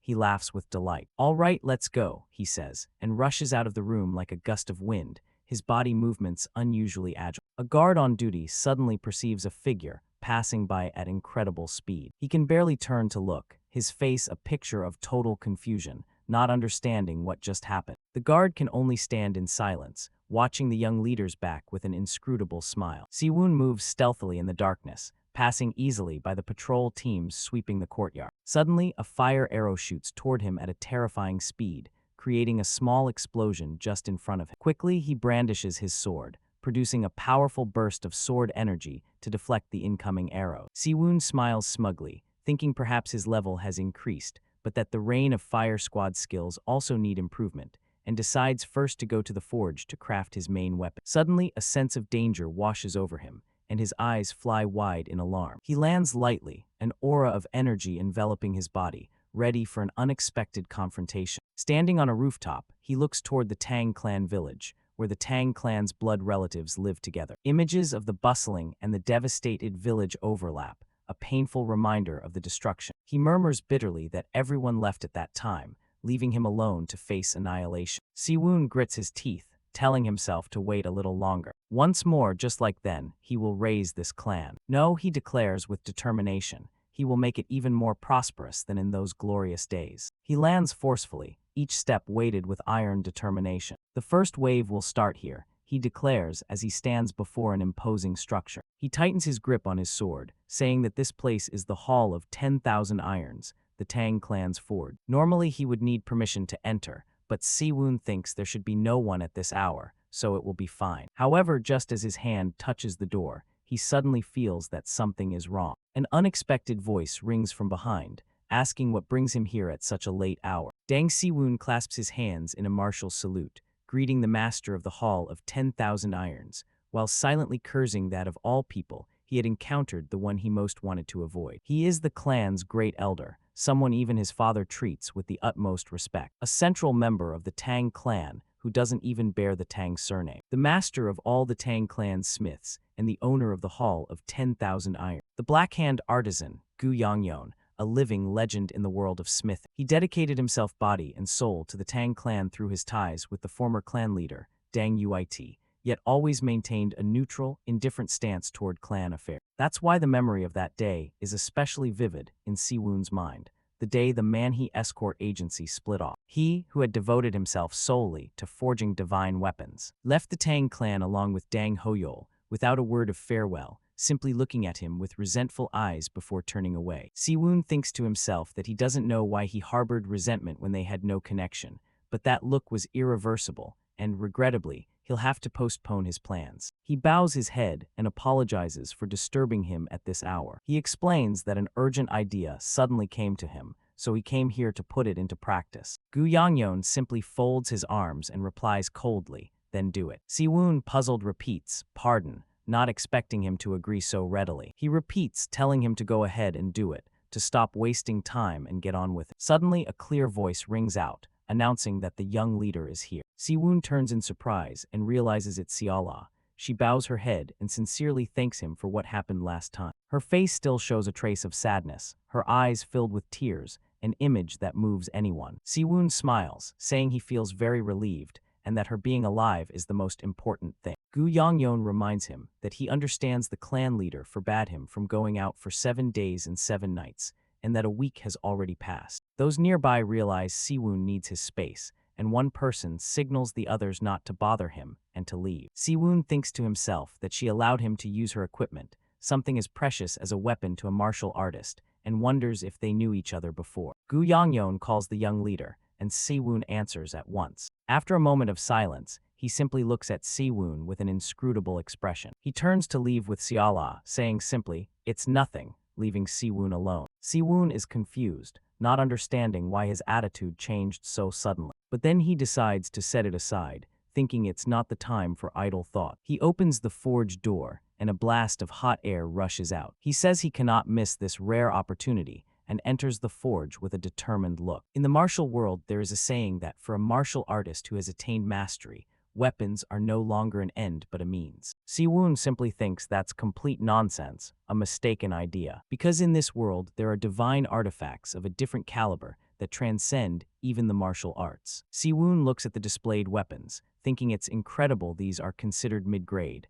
The skill of the Hall of 10,000 Irons is pathetic. He picks up a greatsword, feeling its weight and crude workmanship. He wonders if this is what the master of the Hall of 10,000 Irons produced. He deserves to be called a master craftsman, but he still has a long way to go, Se-woon thinks as he sets the sword down. He is well aware that even without the 10 divine artifacts he supplied, the blood cult still has many demonic weapons and armor. Although not as good as the 10 demon weapons, they may be even more terrifying and vicious, he thinks as he walks toward the forge. To destroy them, he needs divine artifacts of equal or superior quality. He removes his outer robe, and then begins putting on his familiar black leather gloves. Then he stomps the bellows, fanning the forge flames and beginning the process of creating his own weapon. Se-woon thinks to himself that what he is about to do is not ordinary smithing work, and he plunges the precious, waving moon sword into the roaring flame. His face shows extreme concentration, preparing for a challenging process. A flash of determination shines in his eyes, marking a new beginning for both him and this sword. He recalls the distant past, the former world now a life left behind. The joy of discovering his ability to create divine artifacts was short-lived when the blood cult's invasion began. Suddenly, a sharp headache strikes him, and Se-woon grabs his head, murmuring and wondering where he is. He finds himself in a scene of ruin and desolation, a place strange yet vaguely familiar. He grits his teeth, trying to fight the pain and confusion in his mind. For a moment, the image of him screaming in despair returns to his mind, a painful memory that cannot be erased. Se-woon sits, wondering in astonishment if he is still alive. He walks alone, wondering why he is the only one who survived. A voice rings from behind, saying he is a metallurgist who creates divine artifacts, a phrase that makes him whirl around in alarm. It is the Blood Demon, who says that is a legendary feat that only the founder of the Tang clan could accomplish. But it seems you've mastered it, he says as Se-woon, chained, trembles and murmurs his vow to kill him. Se-woon screams frantically, struggling in utter helplessness. An invisible force tightens around his neck, causing suffocating pain. He is lifted into the air and hung upside down in a humiliating manner. The Blood Demon gives him a condition: forge a sword for me, and you will live. Though exhausted, Se-woon manages to growl curses, telling him to go to hell. The Blood Demon's sword plunges into the ground, and a red demonic aura emanates from it, signaling a new, dark beginning. The Blood Demon smiles smugly and asks if he minds that the remaining members of his clan might die, a threat that leaves Se-woon silent. He murmurs what kind of trick this is, while the Blood Demon says indifferently that whether he believes it or not, he doesn't care. He asserts that unifying the martial world is only a matter of time, even without divine artifacts. Next time, I'll throw the heads of your clan members as a gift, a final threat that makes Se-woon tremble. He thinks to himself there's no way such a cruel bastard would keep his clan alive, but if they really are alive, then he has no choice. Se-woon clenches his fists. If that's the case, then he'd rather. Do it, he says with an expression of resignation. The Blood Demon says that divine artifacts are created based on the subject's martial arts, and if he still wants it. Share your martial arts with me, Se-woon says with burning eyes, vowing he will make the sword of vengeance flourish. And so, for more than 15 years, 10 weapons were born, and he learned 10 martial arts of the demon cult, including the Blood Demon's sky-defying energy. They were called the 10 demon weapons, and they announced the birth of the most vicious divine craftsman under the heavens, the demonic artisan. Back in the present, he thinks melting meteoric iron, with only the firepower of the Hall of 10,000 Irons, is impossible. But, with the power of the metal circulation technique, and the skill of divine artifact creation, he declares with determination that he will melt it. The precious sword Waving Moon gradually melts under the flames, becoming a stream of pure liquid metal. He takes the forging hammer, ready for the process of reshaping this weapon. Powerful, precise hammer blows fall continuously, the sound of metal striking ringing through the forge. He plunges the forming metal into a barrel of water, and steam rises in dense cloud. His goal is to create a weapon that can block everything, and at the same time, cut through everything. The image of the celestial silk appears in his mind, the symbol of the blood silk demon empress, Se-woon. Originally, the celestial silk consisted of 9 sheets, and he could only make one due to lack of materials, but that doesn't matter, Se-woon affirms with determination, because what he wants to create is not the celestial silk, but a kind of thread that far surpasses it. It is the celestial silkworm thread, the thread said to be the finest and strongest in the central plane. A sister work to the 10 demon weapons, the celestial silk. The celestial net, a weapon made of fine but deadly threads. Suddenly, he feels a presence lunging from above. A figure in a red cloak plunges down, unleashing a deadly attack. The attacker's sword slash is stopped by something invisible just above Se-woon's hair. The attacker, astonished, doesn't understand what's happening. He wonders if it's a thread, while Se-woon simply smiles smugly and calmly remarks that, for elites of the Martial Alliance, they're far too careless. Se-woon smiles sarcastically, calling him the former commander of the successor Dragon's Guard, and then, feigning courtesy, adds that he has been rude. He grits his teeth with uncontrollable fury, while Se-woon simply calls him by name, Sun Yugan, and says he arrived at just the right time. Without giving his opponent a chance to react, he clenches his fist, and the black threads of the celestial net begin to wrap around his arm, as he thinks to himself that he just has something he wanted to test. Se-woon smiled with sarcasm, deliberately calling him the former commander of the successor Dragon's Guard, then added with false courtesy that he had been rude. The response was Sun Yugan's face contorted with fury, but Se-woon simply called him by his name and said he had arrived at the right moment. Without giving his opponent a chance to react, Se-woon clenched his fist, and the black threads of the celestial net began to wrap around his arm, as he thought to himself that he just had something he wanted to try. Sun Yugan, his face twisted with anger, retorted that Se-woon had spared him the trouble of being hunted, so he should be grateful. He shouted furiously, warning him not to get cocky, and launched an attack with his sword, aiming at what he considered a mere thread, while confidently declaring he would cut it in a single stroke. However, Se-woon merely asked if he thought he could do that, and instantly Sun Yugan's sword shattered upon touching the thread. Terrified, Sun Yugan realized that countless black threads had already seized his hand without him noticing. He was dragged forward mercilessly, losing his balance and falling clumsily. Looking down at his bound enemy, Se-woon remarked that he seemed to have grabbed any weapon to avoid leaving witnesses. Manipulating the threads that gleamed blue, Se-woon challenged him, saying they would see how long he could last without his main weapon. He moved at dizzying speed, controlling the celestial net's threads to weave a deadly trap that cornered his opponent. From above, Se-woon deployed a formation with no blind spots, leaving Sun Yugan completely trapped among the lethal threads. Sun Yugan cursed under his breath, frantically wondering if the attack would come from the left or the right, totally disoriented. He channeled his energy in desperation, trying in vain to dodge the encircling black threads closing in on him. With a cold look, Se-woon deciphered his rival's intention, asking if he planned to use his protective energy to defend and evade. Then he told him he'd show him something,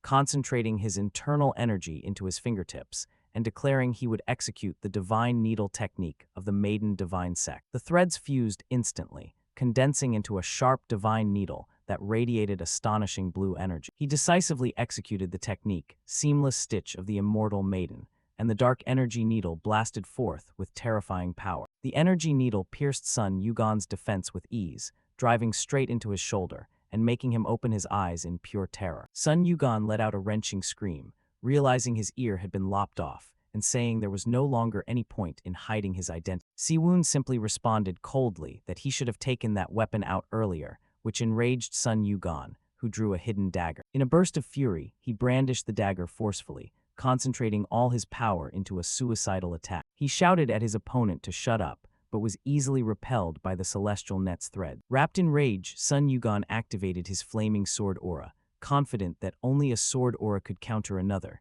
and that bastard had not yet reached that level. Convinced victory was his, he lunged forward with a decisive sword strike, the blade gleaming with a reddish murderous intent. But at that moment, Se-woon's pupils flashed a deadly red, and a dreadful explosion erupted, disintegrating Sun Yugan's attack. After the explosion, his dagger was lodged in a wooden pillar, still smoking. Sun Yugan fell to his knees, vomiting a gush of black blood and wondering in horror what kind of demonic power that was. At that moment, Se-woon calmly unfolded a shield woven from countless threads, the defensive technique, seamless circular shield of the immortal maiden. Sun Yugan murmured in confusion, It was only a shield made of thread, so why had his attack been completely neutralized? Se-woon explained coldly that it was because his sword was far too weak. He advised him not to give up yet, then explained that the sect of the Divine Maiden's flawless divine mantle was not a mere skin-hardening technique. It strengthens what one is wearing, turning it into true armor. Since the celestial net already possessed the hardness of a meteorite, and was now reinforced by the flawless divine mantle, it could easily block even thunder bullets, Se-woon said, before launching an attack that Sun Yugan could barely withstand. The overwhelming force made Sun Yugan spit another mouthful of black blood. His internal injuries worsened severely. He looked up at Se-woon with terrified eyes, trembling as he stammered the word monster. Tang Se-woon advanced slowly, each step like an approaching death sentence. Radiating a terrifying demonic aura, he taunted that his skill was disappointing compared to his initial confidence, leaving only one thought in Sun Yugan's mind: he's a monster. Sun Yugan murmured in desperation, unable to believe how a novice who hadn't even reached mastery could possess such ability. Tang Se-woon placed a hand on his shoulder, calming him by saying not to worry, since he wouldn't kill him because he had to hand him over to the Hall of Law Enforcement. However, before that, Se-woon smiled maliciously, saying it would probably be fine to give him a beating like Lee Ho-seong. Hearing Lee Ho-seong's fate, Sun Yugan's face contorted with terror, and he cried that he would rather die than become a cripple with a shattered dantian, and with that resolve, he threw himself into an attack with his last strength. The surprise attack caught Se-woon off guard for an instant, and the threads in his hands suddenly snapped. It turned out Sun Yugan had self-destructed his dantian, creating a terrible explosion of internal energy to break the threads of the celestial net. Looking at the hole in the roof, Se-woon remarked that he had thought he'd at least put up a bit of a fight, but he hadn't expected him to be so troublesome. With that, he quickly left the scene, disappearing into the bamboo forest under the moonlight. Sun Yugan ran desperately through the bamboo grove, trying to escape the specter pursuing him. He couldn't believe he was fleeing so humiliatingly from someone he had considered a mere second-rate warrior. Yet the image of Se-woon's red eyes continued to haunt his mind. They were undoubtedly the eyes of a demon. Stopping to catch his breath, Sun Yugan told himself he had poured all his remaining energy into his footwork. He trusted that at that speed Se-woon couldn't catch him,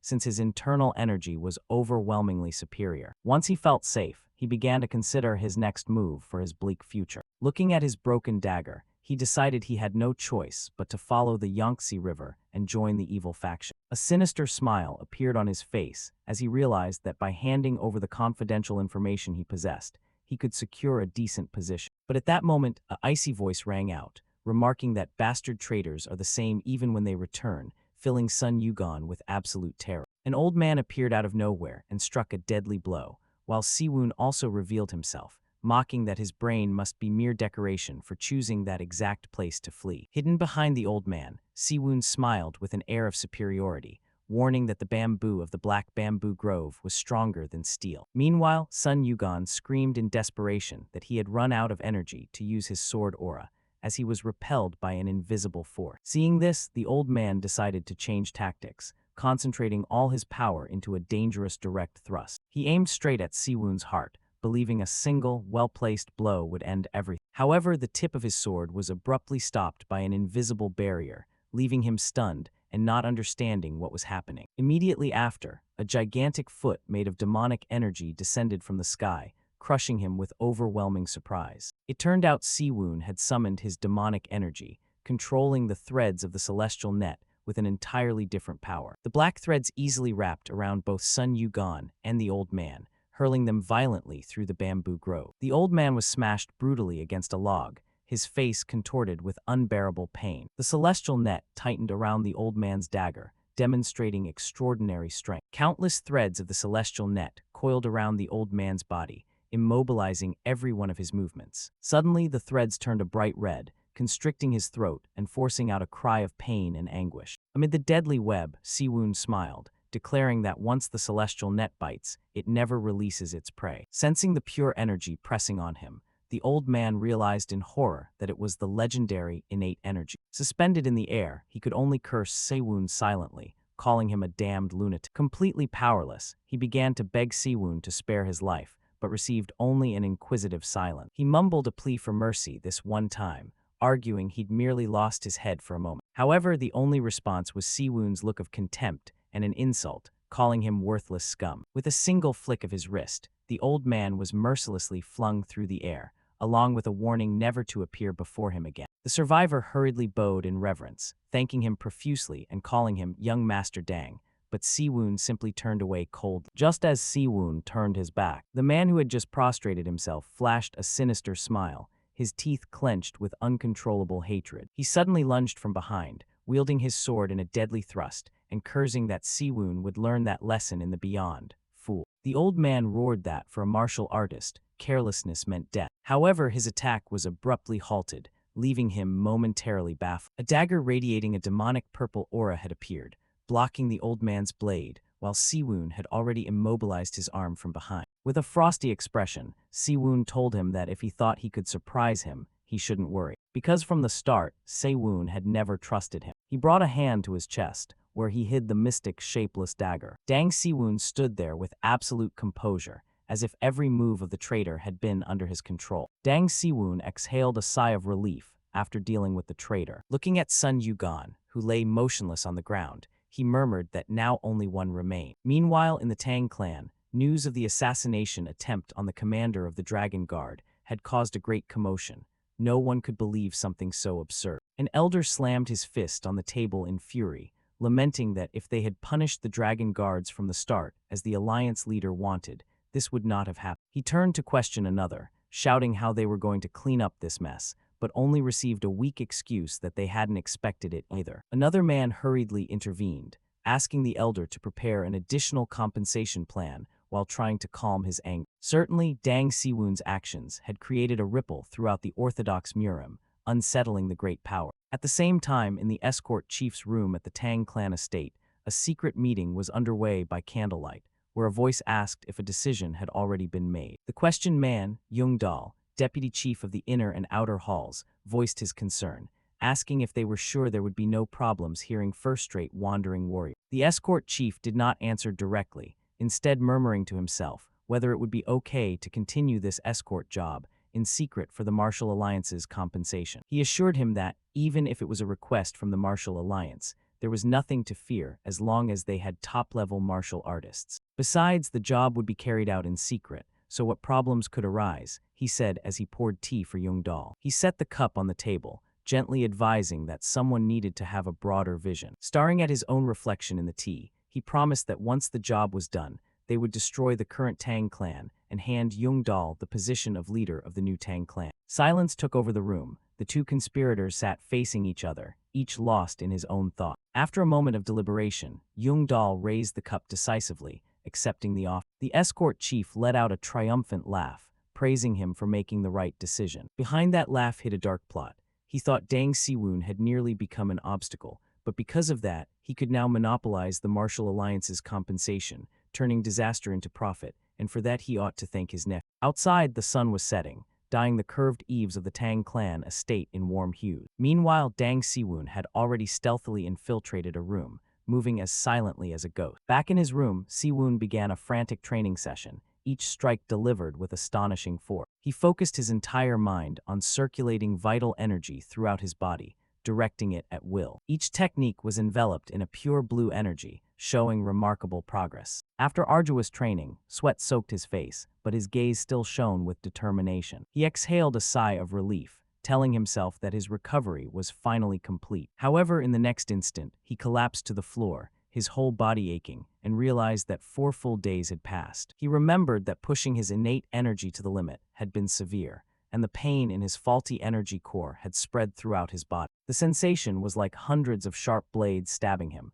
causing him to faint and regain consciousness repeatedly. Se-woon told himself he had done it to gauge his current level, but that he had abused his innate energy in creating the divine artifact. He clenched his fist, scolding himself that there had been no need to use the one-point murder just to defeat someone like Sun Yugan. He recalled Se-woon, the blood-silk demon empress, a demon with assassin-like movements, famed for the cursing arts of the divine maiden sect, whose 9 types of celestial silk carried 9 different curses. And the celestial net, the prototype of the celestial silk, also bore a similar curse. That meant the only secret art he could use at that moment was the one-point murder, embedded in his index finger. His never-miss ability remained intact, so he needed to quickly recover the energy he had left. He reevaluated his strength, realizing that Sun Yugan, a top-level master in his final stage, was even weaker than a regular squad member of the blood cult. He could only match vice captains in the early stage of supreme mastery. Against late-stage captains,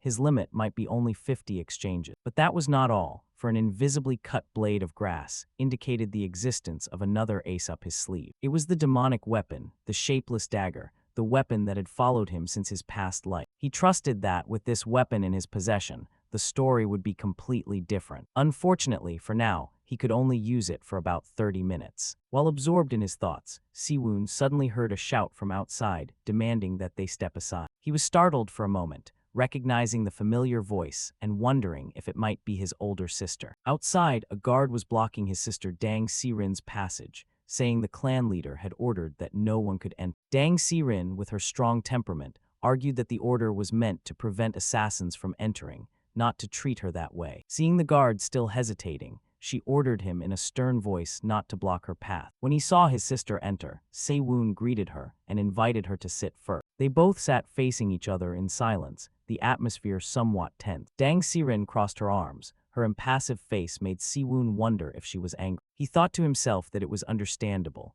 After the incident with Lee Ho-seong, she had warned him not to cause more trouble, and he had caused another, so her anger made sense. However, he was a little worried, silently hoping she wouldn't really whip him, since he was no longer of an age to be punished like when he was a child. Dang Si-rin broke the silence, commenting that he looked pretty well for someone who had caused so much commotion. Se-woon bowed his head and apologized, confirming to himself that she was indeed angry. But instead of scolding him, she served him a cup of a thick decoction, telling him to drink first, which surprised him and made him ask what it was. She explained it was 100-year snow ginseng boiled for 2 days, and that it would help nourish his body. Moved by his sister's gesture, Se-woon asked how she could give him something so valuable. He suddenly remembered that it was the prize she had received for winning the Dragon Phoenix tournament, and he couldn't believe she was giving it to him. Dang Si-rin replied indifferently that it was useless to her, that she was going to let it spoil anyway. Se-woon denied it at once, saying that was a lie, for he knew very well she had fought alone to rise into the ranks of the 9 dragons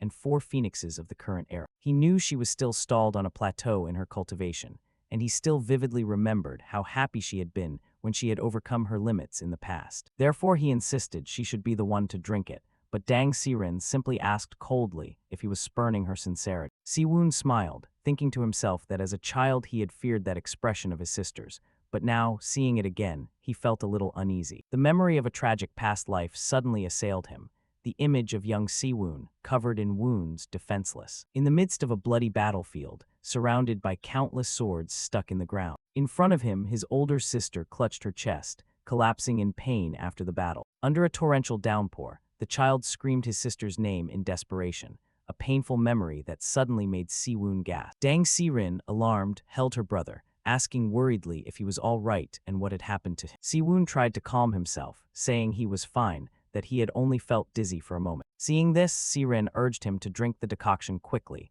warning him sternly that if he refused again, she would really punish him. Faced with his sister's insistence, Se-woon could only remain silent, not knowing how to respond. He thought to himself that he couldn't win against that stubbornness, so perhaps he should accept her sincerity, and later, guide her toward a much higher realm of martial arts. Having said that, he took the cup of decoction and asked his sister to watch him for a moment. Under the starry night sky, a powerful surge of energy began to well up from inside the room. Dang Si-rin's eyes opened wide, unable to believe the scene unfolding before her. Se-woon sat to meditate, a pure blue vital energy enveloping his body, while Si-rin, behind him, also benefited from part of that energy. He thought he only wanted to heal his wounds, not to gain inner energy. But the value of the 100-year snow ginseng was far greater. Si-rin realized in astonishment that, in an instant, her brother had absorbed an amount of energy equivalent to 15 years of cultivation. When Si-rin asked if he was finished, Se-woon rose slowly, replying that he was and that it had helped him greatly. He felt much lighter and did not forget to thank his sister. Afterwards, Se-woon suddenly asked if her main weapon was still the iron fan. Just as Si-rin confirmed that it was, Se-woon smiled and told her that the day his punishment was lifted, she should go to the forge, and he would give her a surprise gift. At that moment, a loud shout of the clan leader enters, rang out, surprising Se-woon, who wondered why his father was there. Dang Hoyol entered the room with a solemn air, further confusing Se-woon, who who didn't understand why both his sister and his father had appeared one after the other. The two siblings hurried to bow in reverence, and Se-woon realized his sister also seemed unaware of this visit. The clan leader fell silent, his meaningful gaze fixed on the jar of decoction on the table, and the atmosphere grew heavy. Se-rin, alarmed, thought, "Damn, I took the 100-year snow ginseng without father's permission," and hurriedly began to stammer an explanation that it wasn't what it looked like. Dang Muyol simply waved his hand, ordering her to leave and to let them be alone. As Se-rin departed, Se-woon watched her figure go, unable to stop thinking about the clan traitor. Dang Muyol broke the silence with a deep, authoritative voice, calling his son by name, Se-woon. Se-woon, somewhat tense, replied respectfully, "Yes, father." Dang Muyol looked directly into his son's eyes and said slowly that he knew that he was hiding a secret. Dang Muyol said that when facing Lee Hoseong and Sun Yugan, his son must have concealed something, even from the alliance leader himself. Se-woon wondered in astonishment how his father knew, but Dang Muyol calmly replied, how could a father not notice the slightest changes in his son? However, he affirmed that he had not come to interrogate him. His father's words touched Se-woon's heart. He truly wanted to tell him everything, feeling nostalgia, gratitude, and a desire to apologize. Dang Muyol began to walk, asking his son if he knew why he hadn't sought him out until now, and Se-woon could only suppose it was because of his mistake. But Dang Muyol's answer was completely unexpected. He said it was because of his own thoughts, leaving Se-woon stunned and asking what he meant. Dang Muyol sat down slowly, beginning to unburden the loads he had carried. He confessed that his whole life he had believed in the alliance and followed the path of chivalry, but that because of his stubbornness, the clan's fortune had declined. And although he had always felt indebted to the clan, he admitted he did not regret remaining true to his principles. He said that had been the case until now. Dang Muyol mocked himself, saying the title of gallant knight was nothing but a joke, for he was merely a father who had failed to protect his child. Under the light of a candle, he called Se-woon, and he could only respond respectfully to his father's call. He acknowledged that, although his way of handling things had been harsh, he had not been wrong, and advised him not to change his way of solving problems. He even said that he was the one who should change and follow his son's path, to be a refuge for him in difficult times. In return, he only asked him to promise one thing, which piqued Se-woon's curiosity as to what it might be. Dang Muyol advised his son never to lose his chivalrous spirit, because even though what he was doing now was right, his murderous intent had become too strong. He warned him that if he devoted himself solely to executing criminals, in the end, he would be no different from them. Se-woon admitted honestly that he was not sure what chivalry was, clenching his fist and saying that to him, those who deserve to die must die. He stated that some criminals are born with an evil nature and will never change, but that he understood his father's concern and knew what to watch out for. Se-woon raised a finger, promising his father that just once, if they truly did not deserve to die, he would give them a chance. Hearing his son's promise, Dang Muyol closed his eyes, a fleeting look of satisfaction crossing his face. He simply said that was fine, that it was enough, and the room returned to stillness under the moonlight. Half a month later, a carriage entered a bustling market. A man in the carriage remarked that he thought this place was in the middle of nowhere, yet many people were visiting it. Seated across from him, a young woman warned in a stern voice that what he had just said could be considered disrespectful, and told him to watch his words from now on. The man merely replied that he was just saying what he saw, which angered Ching-yeon, Emei sect's first disciple, while the second disciple, Ha-young, only watched in silence. Ching-yeon sneered, asking what he meant by disrespect, then mocked how a humble clan Tang dared criticize the great Emei sect. His arrogant words enraged the man, who shouted at her for being so insolent, but Ching-yeon only covered her mouth and laughed provocatively. It turned out the woman accompanying them was Abbess Geum Hwa, leader of the Emei sect, who sternly ordered the man to maintain a horse stance to discipline his mind until they reached their destination. However, with her sharp gaze, she felt that something about the atmosphere was off. She wondered silently, wasn't it said that Clan Tang had declined to its lowest point? Yet outside the scene was a huge crowd, jostling and shouting over pushing and cutting in line. Ching-yeon also wondered why it was so crowded, and the abbess remarked that the number of patients seemed even greater than in their own sect. Listening around them, they realized everyone was astonished, exclaiming they never imagined young Master Tang's medical skills could be so celestial. It was said he could cure any illness with a single needle, and that he had learned directly from a divine healer. Not only that, his escort agency was also thriving, because the Tang clan of Sichuan had always been the best in smithing and medicine. However, someone wondered if, having to wait so long, it might be better to go to the Emei sect, whose skills were far superior, a comment that immediately caught Chungyeon's attention. But another person instantly replied that that place was only for the rich, that common folk couldn't even get a diagnosis, and asserted that young Master Tang was a much better option. A villager even claimed that, a few days earlier, he had treated someone whom not even the Emei sect could cure. Chungyeon tried to retort that made no sense, but Abbess GMHWA immediately interrupted her, sternly ordering her to mind her words. Chungyeon remained resentful, arguing they were belittling Emei,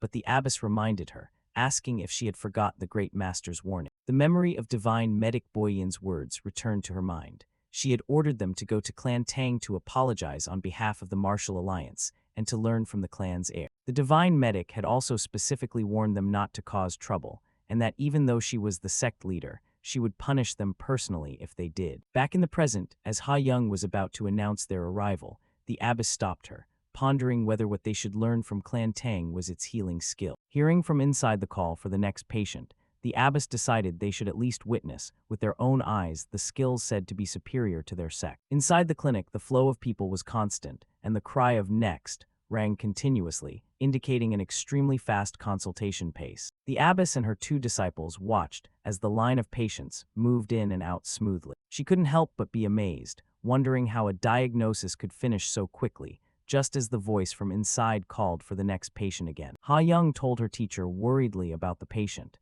but the abbess asserted that yes, that speed was too fast. She concluded they must be numbing patients' pain and pretending they were cured, which was clearly a fraudulent medical practice. Just then, a young woman came out, apologized, and said she had kept them waiting. The young woman smiled kindly and invited them to follow. As they walked, Ha Young couldn't stop thinking that true healers condemned such practices, because they not only cost patients money, but also wasted precious time. She clenched her fist, her gaze full of determination, telling herself this behavior was unforgivable. After being led to a waiting room, the three could only offer silent thanks. Abbess GMHWA stared at the clinic door, full of doubts. She couldn't suppress her curiosity and peered through the crack in the door to see what was really happening inside. Through the crack, she saw Dang Se-woon with a calm air, speaking gently with the patient, nothing like a fraud. The three from the Emei sect peeked secretly, whispering among themselves that the place didn't seem very concerned with security, and that Se-woon looked like a composed man. Ha Young still couldn't shake her suspicions about fraudulent medical practice,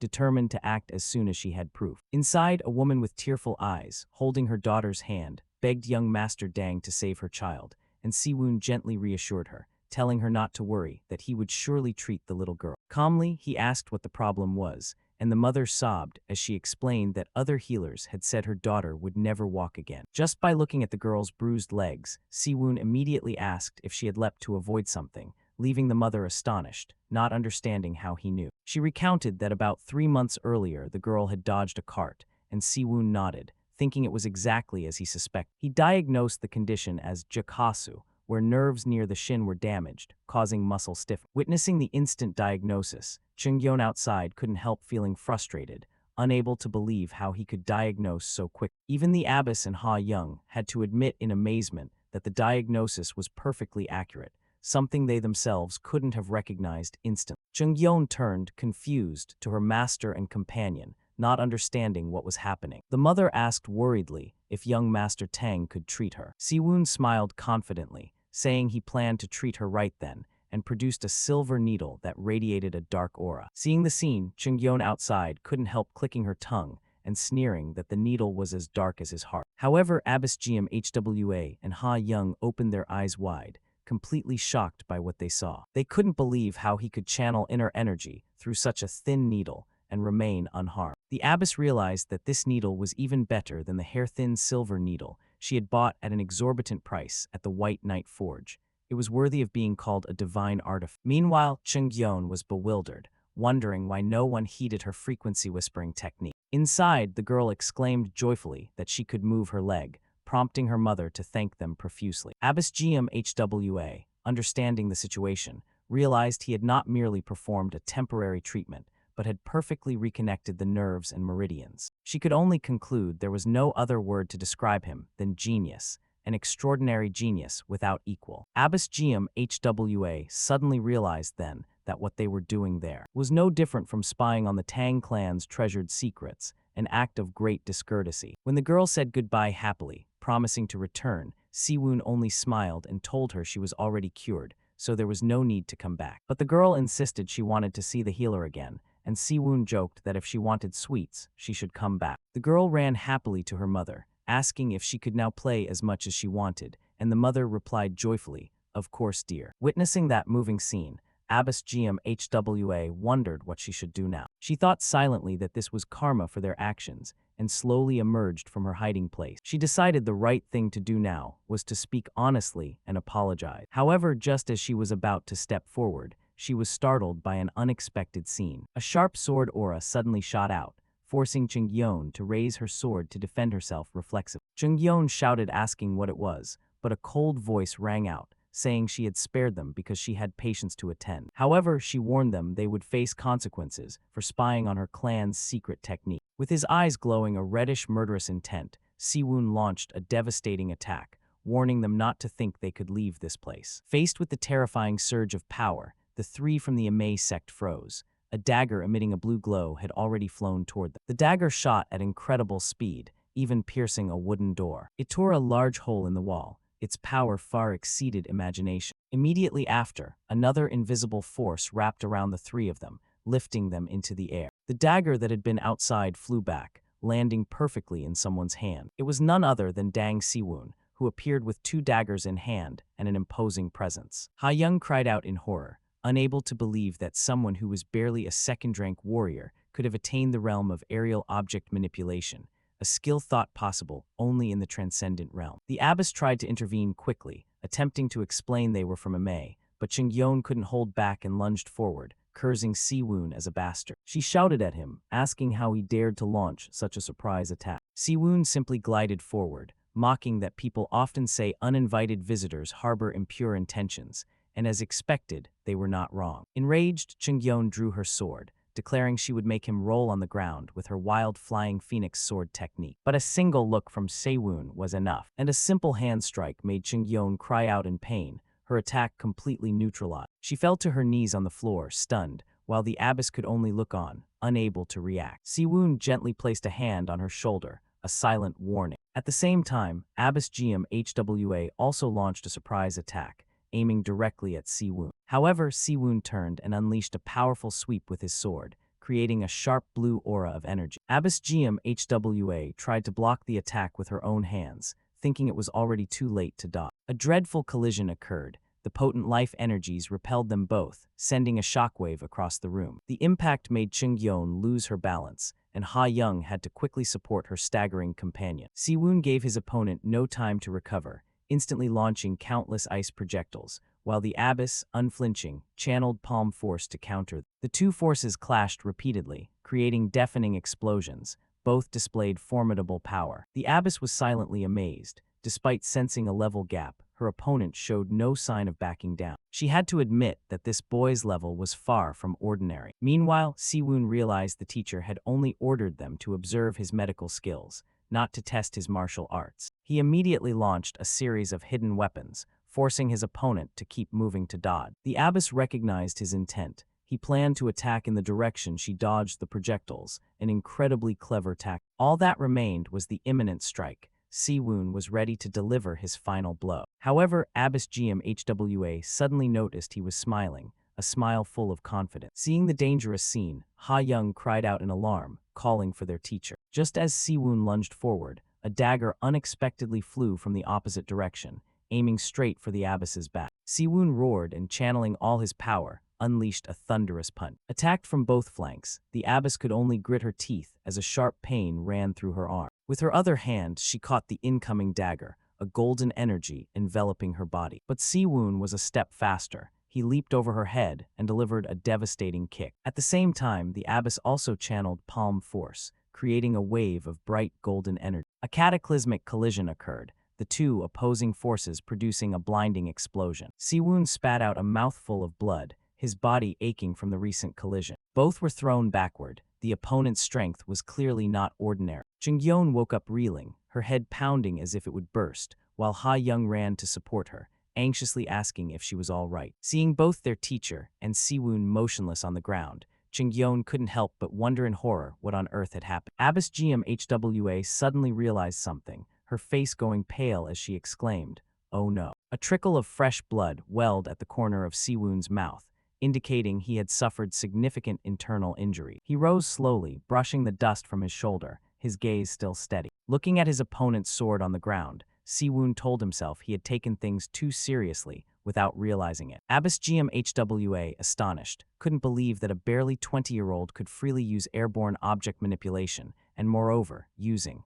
a thread. She looked at the black thread coiling around her sword, and then at Se-woon, wary as he prepared to strike again. Se-woon readied himself, issuing a challenge, "Come again." Abbess GMHWA was stunned. She had never heard of martial arts that used threads, and wondered whether he had reached that level on his own. At that moment, an imposing figure suddenly appeared, kicking the door down. It turned out to be Dang Muyol, who coldly ordered the Tang clan warriors to subdue the enemy. Immediately, an elite troop stormed in, attacking the three from the Emei sect, prompting the abbess to scream the clan leader's name in horror. Se-woon was also stunned, stepping back and calling, "Father." Everyone in the room panicked, shouting the young master's name. Dang Si-rin shouted, "Stop," while Ha-young asked anxiously if he was all right. Realizing the misunderstanding, Ha-young stammered an explanation, saying she only meant to help a little. With eyes blazing with fury, Dang Si-rin roared again, "I said stop." The scene shifted to the Hall of 1,000 Rains, where the elders sat solemnly. The three from the Emei sect stood in the center of the hall, facing interrogation from the entire Tang clan. Abbess GMHWA tried to explain,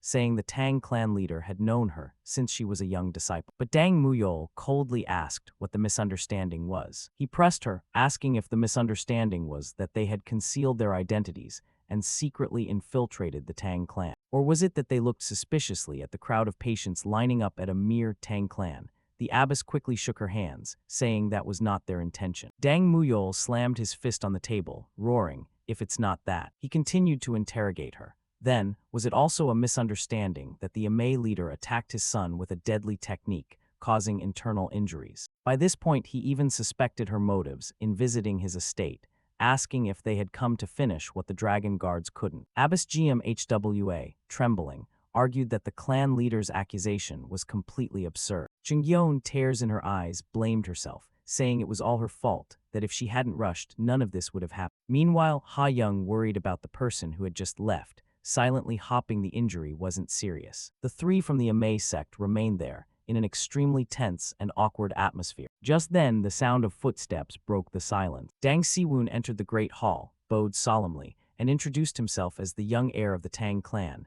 Dang Si-woon, greeting the clan leader. He bowed his head and apologized, admitting he had caused everyone unnecessary worry. Dang Muyol hurriedly asked his son if he was all right, and Se-woon replied he was fine after resting a bit. He explained that he'd recently been too absorbed in treating patients, so accumulated fatigue in his body must have become severe. Dang Muyol, astonished, asked if it was fatigue and not an internal injury, leaving Se-woon equally perplexed, who asked, "Internal injury?" Ha-young interjected, saying the divine energy of the golden light should have torn his body. How could he have no internal injuries? Se-woon simply replied that it seemed she had that misunderstanding. He addressed the abbess, apologizing for the inconvenience, and explaining that the divine physician had said she would come to teach him.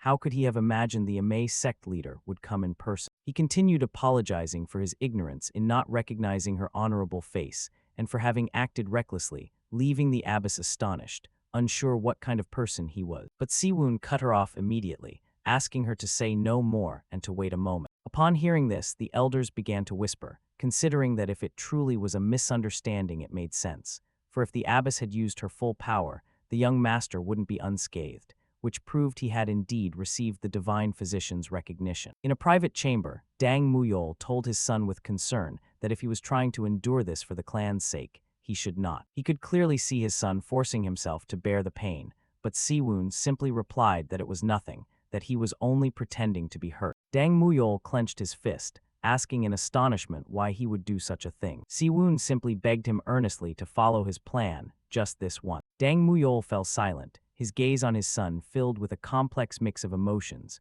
unsure what to decide. Abbess GMHWA looked directly at Se-woon, asking what exactly he intended to do now. Se-woon only smiled and replied mysteriously, "Don't worry." He declared he would resolve the discord between the two sects, but at a very high price. Standing before the three from the Emei sect, he began his plan. He said he had a strong sense of heroism but a short temper, and that the moment he saw her, he knew who she was. He continued, saying that with this, he had repaid a huge debt to one of the leaders of the 10 great sects. He suggested that if there were no objections, they should please follow his instructions, and the abbess could only nod in agreement. She cleared her throat, admitting she wanted to see his talent without prejudice, but had erred in concealing her identity. She asked worriedly if his body was truly all right, but Se-woon simply clasped his hands, asserting that, as he had said, he was just tired and she shouldn't worry. Watching the Emei members leave, Se-woon silently thanked them for preserving their dignity and thought there was no need to prolong the matter. Abbess GMHWA smiled, saying that indeed, simple mistakes like this often happen in life. Se-woon bowed his head, saying that although his body had been hurt,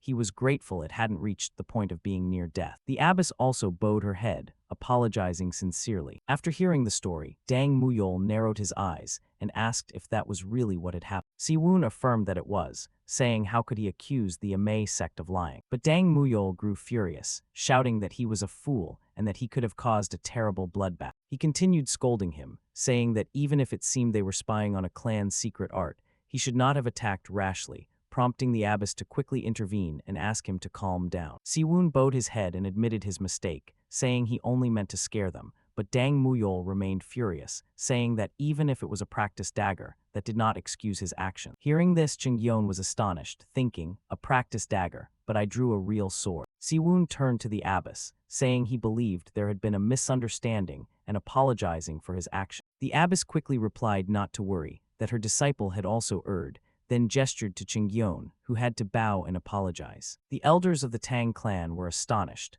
unable to believe the Emei sect was kneeling, and wondered what mistake could have been made. Se-woon approached slowly. He placed a hand on Ching-yeon's shoulder, asking how a disciple of such a prestigious sect could kneel so easily. Although the Tang clan is said to hold grudges, we do not force people to kneel over mere profanations and insults, Se-woon said with a friendly smile. Ching-yeon raised her head, wondering if he was trying to turn their mistake into a simple insult, and how he could bear ill will toward someone like that. She hurried to correct her apology, while the abbess also thanked him for his understanding. Se-woon clasped his hands, saying that when one is young, temper often takes hold, but he also warned her not to think she could fix everything simply by kneeling. The abbess turned to praise Tang Hoyol, saying his son truly resembled him in heroism, and she never gave empty compliments, which pleased Tang Hoyol to see his son viewed favorably. Once the misunderstanding was cleared up, the abbess suggested they move on, and suddenly remembered that she had completely forgotten the alliance's message. She declared that, before that, as a gesture of apology, she would grant 3 requests to the Tang clan heir. Hearing this, Se-woon gave an enigmatic smile, thinking to himself that the time had finally come to plunder.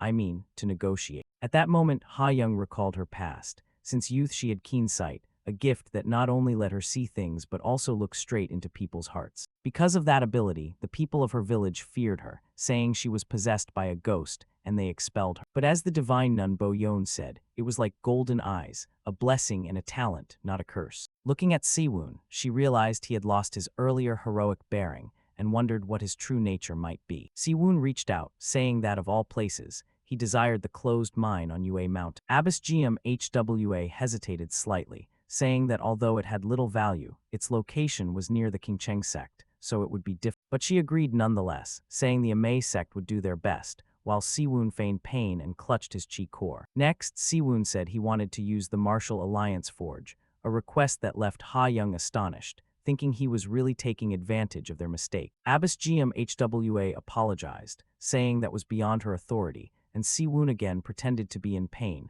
saying he needed the permission of the Alliance's best blacksmith. She had no choice but to relent, saying she would persuade him personally. Ha-young beside him silently wondered what it was, for she felt no malice. Se-woon thanked her for her understanding, and then made his final request, that she send the army strategist to serve as his bodyguard. Upon hearing this, the elders objected, arguing that the clan heir should not accept such nonsensical things. Tang Hoyol was also displeased, saying a strategist as a bodyguard should bring benefits to the clan. Se-woon simply closed his eyes, thinking that only a fool would try to find advantage in a situation like this. He knew that if he showed the slightest contempt, he would lose Abbess GMHWA's respect. This was the best choice he could make. A flash shone in Se-woon's eyes. A grand plan was slowly forming in his mind. Se-woon suddenly looked toward Ha-young, leaving her confused. She wondered why he was looking at her. His gaze had awakened the memories and guilt Se-woon had been trying to ignore. Everything was coming back to him. He remembered that when the blood cult killed the alliance leader,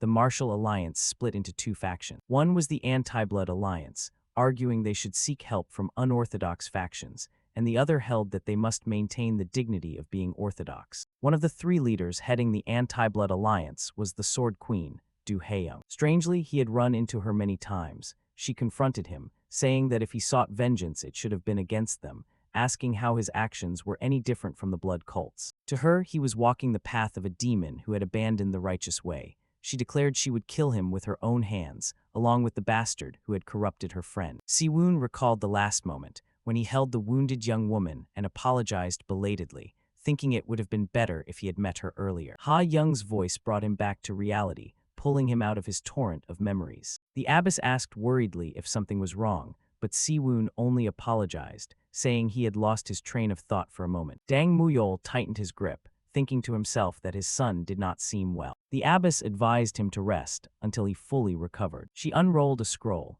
declaring that she would now announce the official reward and the alliance's stance. Tang Muyol read the scroll, saying the reward was the same escort service as before, though now with an increased number of uses. They could make 2 more mid-rank requests, or 20 low-rank ones. Tang Muyol asked, hadn't the Manhwa escort agency already departed for their requests 7 weeks ago? The abbess replied she believed they would arrive soon, but at that moment, a soldier burst in, panicked, shouting that they were in trouble. He panted, stammering that the poisoned demon had taken. A soldier collapsed to the floor, asking for help in a faint voice. The poisoned demon laughed wildly, murmuring about the merchandise. The incident left everyone in the room in shock. The atmosphere turned extremely tense. Se-woon realized immediately. This was the Martial Alliance escort robbery incident. The event where the entire escort agency vanished without a trace, and the culprit was none other than the poison demon, the clan's mortal enemy. Tang Muyol ordered that there might be more survivors,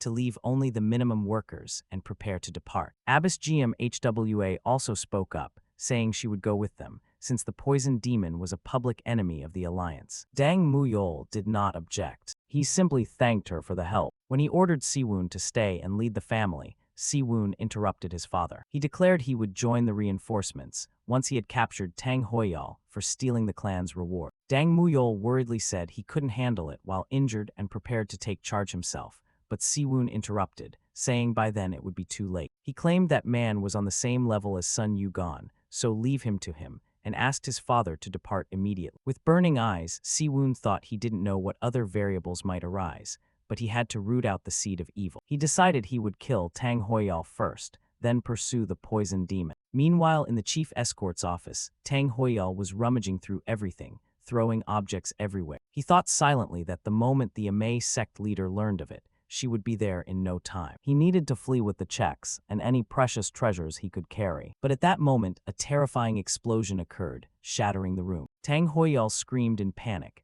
asking who was there, and a chilling voice replied that he looked better than the rumors suggested. A figure emerged slowly from the smoke and dust, each step laden with a heavenly murderous intent. Tang Hoyol grit his teeth, cursing silently. Se-woon declared coldly, "Uncle, I'm here to collect your sins." However, Tang Hoyol feigned innocence, asking what his nephew was suddenly talking about. He even had the nerve to say the assassin must have been mistaken after seeing him, feigning innocence, but Se-woon cut him off, ordering him to stop talking nonsense. "If you truly bear the blood of the Tang clan," Se-woon said with a piercing look, "then offer your neck with dignity." Se-woon's harsh words left Tang Hoyol momentarily stunned. But in the next instant, a sinister smile spread across his face, and he said it was fine. A greenish poisonous aura enveloped his body, and he declared it was time to stop playing. He channeled his poisonous art, launching himself forward at astonishing speed. The two figures collided, a fierce battle about to erupt. Tang Hoyol sneered, asking if the reason he was so arrogant was because of those nobodies behind. Ha-young shouted angrily, "Shut up, villain," but Ching-yeon stopped her, saying it wasn't good to lose her temper. She whispered that, although the Tang clan had fallen, people said Tang Hoyol, the poison needle, should not be underestimated. Ha-young thought it was lucky their master had sent them together, because that bastard was at least her equal. Meanwhile, Tang Hoyol was jubilant, thinking it seemed the Emei sect leader had gone straight to the attack site, and that the heavens were on his side. But Ha-young had already drawn her sword, declaring that even without her master present, nothing had changed for Tang Hoyol. She pointed her sword at him, ordering him to surrender like his subordinates had, and she would spare his life. Hearing this, Tang Hoyol only murmured that, after all, everyone had fled. Se-woon narrowed his eyes, thinking he was pretending to hesitate to lower their guard. His dirty tactics hadn't changed. Tang Hoyol clicked his tongue, cursing his subordinates for being a bunch of useless idiots. Ha-young suddenly noticed the weapon he carried, exclaiming in horror that it was the weapon said to be capable of killing even top-level master. Tang Hoyol laughed wildly, saying that first one of you would test the soul-seeking arrow, one of the forbidden artifacts of the martial world.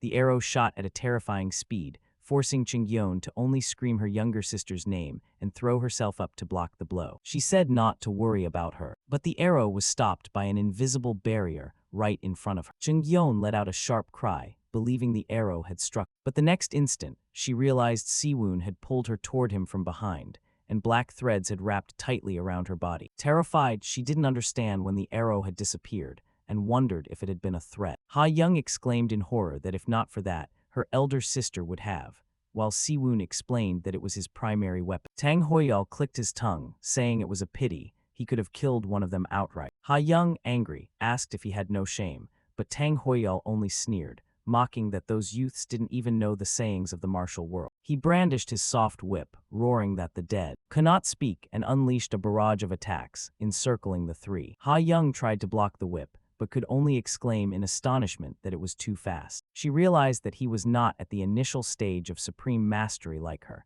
but at least 2 levels above. She quickly told Se-woon they needed to attack together, and that she would give the orders, asking him to cooperate. But Se-woon refused coldly, declaring that he would give the order. Ha-young tried to protest, but Se-woon interrupted her, saying that if she wouldn't follow his orders, she should step aside. He would fight alone. Just then, another whip lunged unexpectedly, leaving Ha-young at a loss. Just as Ha-young thought, "Oh no," Se-woon's voice rang out, ordering her to take a step up and to the right. Following the instruction, she dodged the attack by a hair, while Chungyeon and Se-woon also moved nimbly to evade. Ha-young was amazed, unable to believe he had read the attack's direction perfectly. How could he notice something even she found difficult? Tang Hoyol laughed scornfully, saying they would see how long their luck lasted. He launched another treacherous attack, and Se-woon ordered again, from lower right to the head. Ha-young realized it wasn't a coincidence. Young Master Tang was reading all of his master's attacks and seeing through them. A sharp sound from the ceiling signaled a change in the course of the battle. Ha-young asked worriedly what they would do now,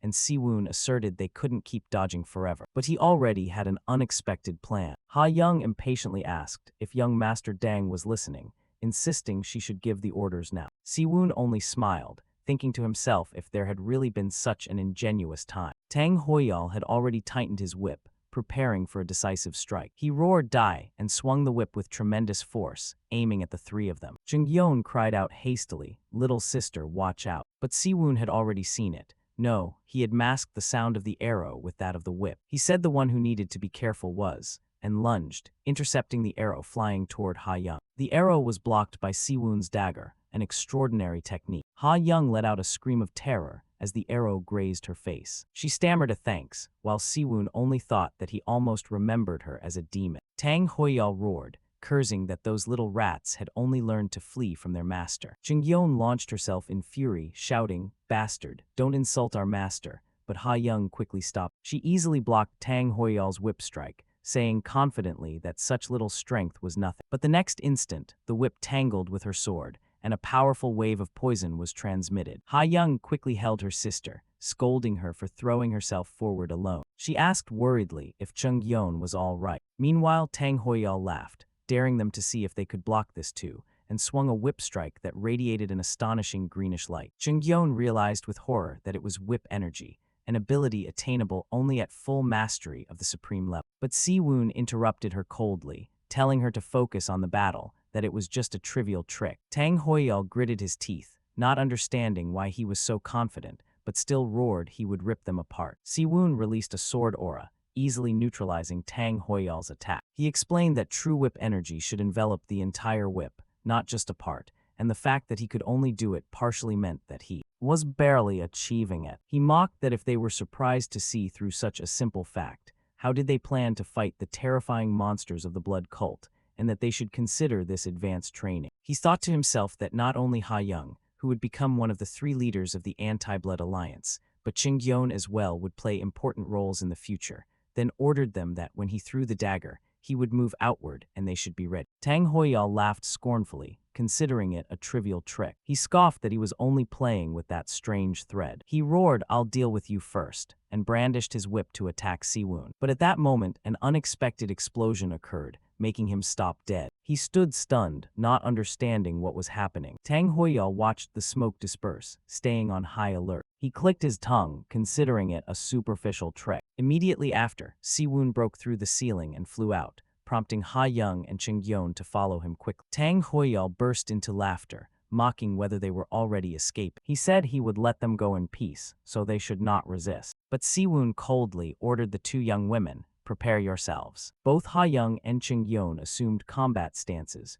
ready for a decisive battle. Se-woon stood before them, declaring that the counterattack began now. Tang Hoyol realized they seemed to have come out into an open area on purpose. It looked like an escape, but in fact it was a strategy. Still, he swung his whip confidently, preparing for a devastating strike. Tang Hoyol roared that nothing would change, and launched a powerful whip strike that shattered the wooden floor. Se-woon dodged quickly, thinking that the fundamentals of combat begin with choosing favorable terrain. He ordered the 2 young women not to try to face the whip head-on, instead to counter it with a stabbing motion, as if pushing it aside. He warned them not to lower their guard just because they'd blocked it, because the whip was more dangerous on its return. As he said, the whip returned on an unpredictable path, but Se-woon easily evaded it. He slid across the floor, closing on his target at an astonishing speed. Once close enough, he launched a lightning stab, aiming straight for Tang Hoyol's eye. He let out a piercing scream. The pain made him swing his whip wildly. Witnessing Se-woon's display,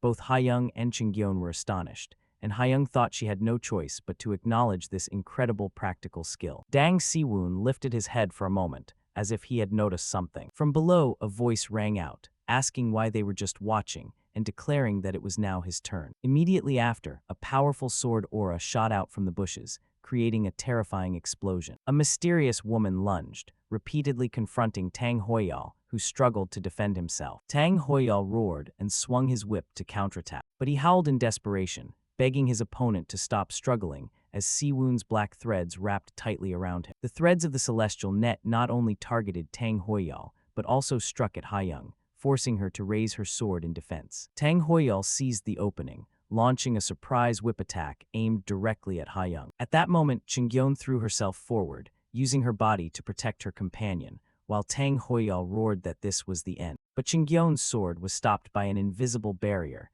leaving Tang Hoyol with a look of astonishment. They took advantage of the opening to launch a deadly slash, sending him reeling back. Tang Hoyol muttered angrily that damn it, as soon as one was repelled, another charged immediately. He laughed scornfully, saying he would praise those youths for using the wheel formation to induce a war of attrition. However, he channeled his poisonous art, declaring that in the face of overwhelming force, everything was futile. He roared, "Be torn apart and moan," and launched a whip strike wrapped in poison, aiming directly at Se-woon and Ha Young. Ching-Gyeon cried out in alarm at the approaching poisoned whips. Ha Young was also horrified by the devastating attack, but Se-woon acted quickly, manipulating the threads of the celestial net to block the attack. The mysterious woman from before also launched a kick from the sky, breaking Tang Hoyol's attacking posture. The mysterious woman brandished her sword, cutting the approaching poisoned whip. Tang Hoyol, astonished, couldn't believe those youths had dodged his attack. He was even more surprised to see them counterattack immediately from a broken stance. Tang Hoyol gritted his teeth and swung his whip to defend himself. The 3 Se-woon, Ching-Gyeon, and Ha Young attacked together, forming a pincer formation. Ching-Gyeon lunged forward, aiming directly at Tang Hoyol, but he quickly used black threads to block her sword, leaving her exclaiming in astonishment, "Threads." Just then, Se-woon appeared from behind, coldly calling him uncle. He unleashed a barrage of thunderous punches, striking directly at Tang Hoyol's back, making him utter a piercing scream. The surprise attack threw him off balance, sending him staggering forward. Se-woon turned and asked sarcastically, feeling pretty exhausted. He and the 2 young women of the Emei sect split apart instantly, forming the pincer. Tang Hoyol stood in the center, surrounded by the 3. The air grew extremely tense. He roared and tightened the whip in his hand, preparing for a desperate strike. A gigantic tornado of poison formed, sweeping away everything in its path. Tang Hoyol shouted, "Bastard," but Se-woon remained unmoved. He used the threads of the celestial net to defend himself, but the tornado's force was too great, forcing him to struggle to hold on. Ha-young was also swept up by the tornado, letting out a cry of pain. Chungyeon fared no better. She cried out in despair as she was tossed through the air. With eyes blazing, Tang Hoyol prepared to deliver the final blow. Amid the poisonous tornado, Dang Se-woon stood unflinching, facing Tang Hoyol's attack head-on. He extended his hand calmly, as if he already had a way to neutralize that savage force. A burst of greenish energy erupted, disintegrating the poisonous tornado to everyone's astonishment. Affected by the blast wave, Ha-young let out a cry of pain and staggered back. Tang Hoyol laughed triumphantly, believing he had rid himself of the thorn in his side. Convinced the victory was his, he turned to flee and plot his future. But his smile vanished abruptly when a strange sensation washed over him, making him exclaim in astonishment, "Huh." From behind, black threads had appeared out of nowhere, wrapping tightly around his body. Immediately after, a celestial kick from behind struck him directly in the back. The surprise attack hurled him forward, completely powerless and unable to resist. The black threads of the celestial net spread out to form a gigantic web that covered the sky. They converged to a single point, creating a terrifying explosion that pulverized everything in its path. Tang Hoyol was trapped by countless threads, his body immobilized, and could only ask in horror what that thing was. From the mist, Dang Se-woon slowly emerged, sarcastically asking his uncle where he was rushing off to. He coldly called him uncle, and the threads around him began to drip a greenish liquid laden with a deadly poison. Terrified, Tang Hoyol cursed him a madman, unable to believe that all his crane's spirit needles had been completely blocked. Completely immobilized, he began to beg for his life, stammering Se-woon's name and reminding him that he was his uncle. But Se-woon remained silent, unmoved by his desperate plea. He remembered the promise he had made to his father, that he would give any criminal at least one chance, as the black threads converged into a sharp drill. Hearing this, a flicker of hope appeared in Tang Hoyol's eyes, but Se-woon coldly declared that, nevertheless, those who truly deserved to die were excluded. Se-woon whispered in his ear that what he meant was that he didn't even qualify for that chance, leaving Tang Hoyol utterly terrified. He grabbed his throat hard, making him scream in pain. With his eyes glowing red, Se-woon controlled the celestial net drill, bringing it closer slowly, while Tang Hoyol could only moan in despair. Ha-young screamed in horror the name of young Master Dang, but Se-woon no longer heard anything. The celestial net drill pierced his body, blood splattering everywhere, his face contorting in unbearable agony. He roared one last curse that he would damn him, even in hell. "I'll curse you," he said before collapsing lifeless. Se-woon simply adjusted his hair, completely ignoring the dead man's curse. Witnessing the scene, Ha-young and Chungyeon couldn't help but shudder at his brutal methods, thinking he seemed almost like a demon or a killing devil. Ha-young still couldn't believe young Master Dang could be like that, but she knew she needed to check. Ha-young thought silently that if he were a madman, he'd surely feel satisfaction, euphoria, or excitement. But looking into his eyes, she saw none of those emotions. She saw only self-loathing and an infinite emptiness, even a sadness whose depth she could not comprehend. Ha-young realized he was only pretending to be calm. He was an ordinary person who had lived a desperate life and become numb on the surface. She couldn't even imagine the weight of it. She sighed but wondered why. Why he looked at her again as if he knew her, with such a sad expression. At that moment, Se-woon collapsed. His body had reached its limit. He checked again and confirmed that he was dead. He took the crossbow from Tang Hoyol's corpse, saying he would take it just in case. Se-woon realized it was crane feather poison, the finest botanical toxin, and the soul-seeking arrow, a forbidden artifact. Examining the poison vials, he judged that they were not bad. He adjusted his clothes, preparing to leave. Looking at the corpse at his feet, he wondered if he had already grown accustomed to killing. He had killed evil people, but the first thing that came to mind was to count the gains he had obtained. It was as if he had already begun to think like a demon. His expression became complex, his inner self full of conflict. Ha-young stood there, watching silently, not knowing what to say. The memory of Ha-young from his past life returned to his mind when he hugged her and whispered a belated apology. Back in the present, witnessing the brutal scene, Chungyeon couldn't help but vomit violently. Ha-young rushed to hold her companion, asking if she was okay, while Chungyeon could only reply that she was a little shaken. Se-woon apologized, saying that his clan's punishment for traitors must seem too extreme to outsiders. But Ha-young said it was nothing.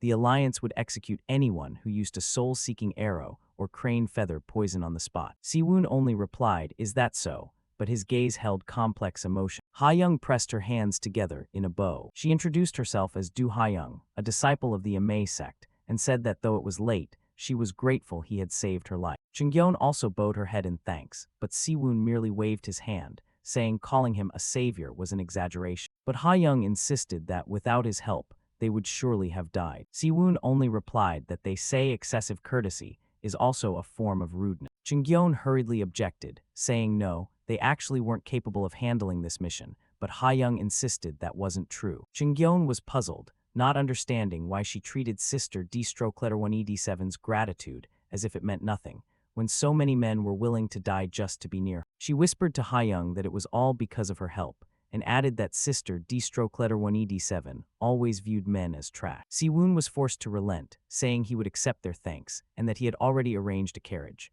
They should return to Master C-1E9M Hoa as soon as possible, but Ha-young asked if young Master D-1B0-1EDD NG would go with. Se-woon smiled and said no, that he would go look for them alone. Ha-young was about to offer to accompany him, but Se-woon interrupted her with a no. But she remained determined to go with him, which made Se-woon, surprised, ask again, "Accompany me." He looked at her, thinking silently that she was very stubborn. In the end, he had to accept, but he also warned that he wouldn't pay attention to them, a warning laden with meaning. Se-woon warned coldly that if she fell behind, he would not wait for her. Ha-young looked at him, thinking he was trying to shoulder all this weight alone. She clenched her fist, showing her determination. She ran to Se-woon's side, asserting that they would go and help regardless. Se-woon ordered, "Move out," and the three departed immediately, leaving Chungyeon behind, wondering why they abandoned a perfectly good carriage. Seeing that the other two had already gone ahead, Chungyeon hurriedly shouted, "Wait for me." They soon reached an area of steep cliffs, extremely complex terrain. Chungyeon panted, completely exhausted from the constant climbing. The three moved with expert agility, overcoming the dangerous terrain with ease. But Se-woon suddenly stopped. A stone beneath his foot crumbled, indicating something was wrong. Chungyeon clung with difficulty to the cliff face when a large rock broke away right beside her. She thought in terror that she was done for. If she fell, she would die. She shouted to the other two to wait for her. Se-woon realized that young Lady Chung had reached her limit and told her she could still return and rejoin the main force. But Ha-young replied that she appreciated his concern and that she was a disciple of the Emei sect. Ha-young thought silently that he didn't want them to fall behind simply from exhaustion on such an important mission as hunting the poison demon, but that was precisely why she had called him. Chungyeon tried to force a smile, saying of course, but she thought they might have taken the wrong path. Se-woon pointed to a tree trunk, saying he had checked the rings to make sure they were on the right path, so she shouldn't worry. He commanded, "Let's go," and the three continued their journey. Chungyeon couldn't help but be amazed, wondering if he really was an herbalist. How could he know so much about the mountains? Chungyeon watched Se-woon and Ha-young climbing ahead and couldn't help thinking whether he ever got tired. Upon reaching a forest, Se-woon suggested they split up. He said they'd meet in half an hour and share whatever each had found. Immediately after, the three split off quickly in 3 different directions. After walking a while, Se-woon stopped, thinking it was enough. He knelt down, realizing that the key to tracking was precisely observing the surrounding area. He put his hand on the ground, and the celestial net thread spread out, sensing the slightest trace. He realized they were animal tracks, and that these other tracks belonged to an ordinary person, someone who knew nothing of martial arts. With a piercing look, Se-woon declared, "Poison demon Yul Seung, I'll find you. By your own method." In a hazy space of memories, the poison demon laughed wildly. He praised his disciple, saying his forging skill was the greatest under the sky. He hadn't expected him to grant immunity to all poisons, even allowing manipulation of internal poison, calling it the Inkscale Bracer, a true masterpiece. But when he said he had a reason to keep him alive, Se-woon roared, "Shut up," gripping the hammer in his hand. He thought with hatred that if he hadn't used his surviving family to threaten him, he would never have forged a divine artifact for a bastard like him. The poison demon laughed again, asking if he regretted it. He said he had surely already felt the true value of the poisonous arts and medical knowledge he received, that his martial skills were a perfect fit. He mocked that a clever boy like him would have realized by now that the bond between master and disciple could not be broken, and that his expression was a true masterpiece. The escort woke disoriented, wondering where he was. He grabbed his head, remembering that he had been fleeing from the poisoned demon. He wondered if they'd captured him. He felt his body and mind strangely heavy. Something was wrong. He realized with horror that he was hanging upside down, surrounded by countless corpses. A voice rang out, mocking that his recovery was very slow for a piece of trap. The poisoned demon sneered and asked if he knew what was most important for a flower to bloom. The escort realized in terror that the poisoned demon had two different voices, and that one of his arms had been cut off. The poisoned demon threatened him, telling him to answer or he'd cut off the other arm as well. He repeated the question terrifyingly, "What is most important for a flower to bloom?" The escort replied trembling that it was soil and water and sunlight, master. The poisoned demon sneered, praising his quick thinking, and said that every existing flower needs those things to bloom. But he said there is a flower in this world. The flower that sprouts from this seed needs none of that, because this flower despises all that is pure. The escort, terrified, thought that was clearly a sword, but he called it a seed. The poisoned demon pressed a button on the sword's hilt, and a red gem popped out. He raised the gem, its bright red light illuminating the entire cave. He said this flower didn't need water, but fresh blood as food. He brandished his sword, cutting off a corpse's head, blood splashing everywhere. It is a flower that can only grow in the deepest darkness, far from the sun, the tear of the contemplating god. The poisoned demon stood amid the pile of corpses, laughing wildly, and saying that when the seed of the tear of the contemplating god bloom, I will become a true human poison, and then I will turn this land, both good and evil, into a sea of blood. With a piercing look, Se-woon declared, I found you. In a quiet forest, Ha-young and Chung-gyeon waited. Chung-gyeon gestured with her hand, saying she was here, Senior Do. She reported that they had found traces of a survivor, but Ha-young asked, so you did too? Don't tell me it was the same on your side. Chung-gyeon confirmed, saying the survivor's trail vanished suddenly, as if he had used the very step on the grass. She said worriedly that if the poison demon had reached halfway into the transformation realm, they should bring one of the elders from the main mountain sect. But a voice rang out saying that wouldn't be necessary, and Se-woon appeared, carrying someone over his shoulder. Se-woon explained that the man had simply wiped his scent and fled, then asked Ha-young if she wanted to smell. Ha-young leaned in and realized with amazement. This is mountain perfume. Se-woon confirmed it was correct. He explained it was a divine item, said to erase all body scent,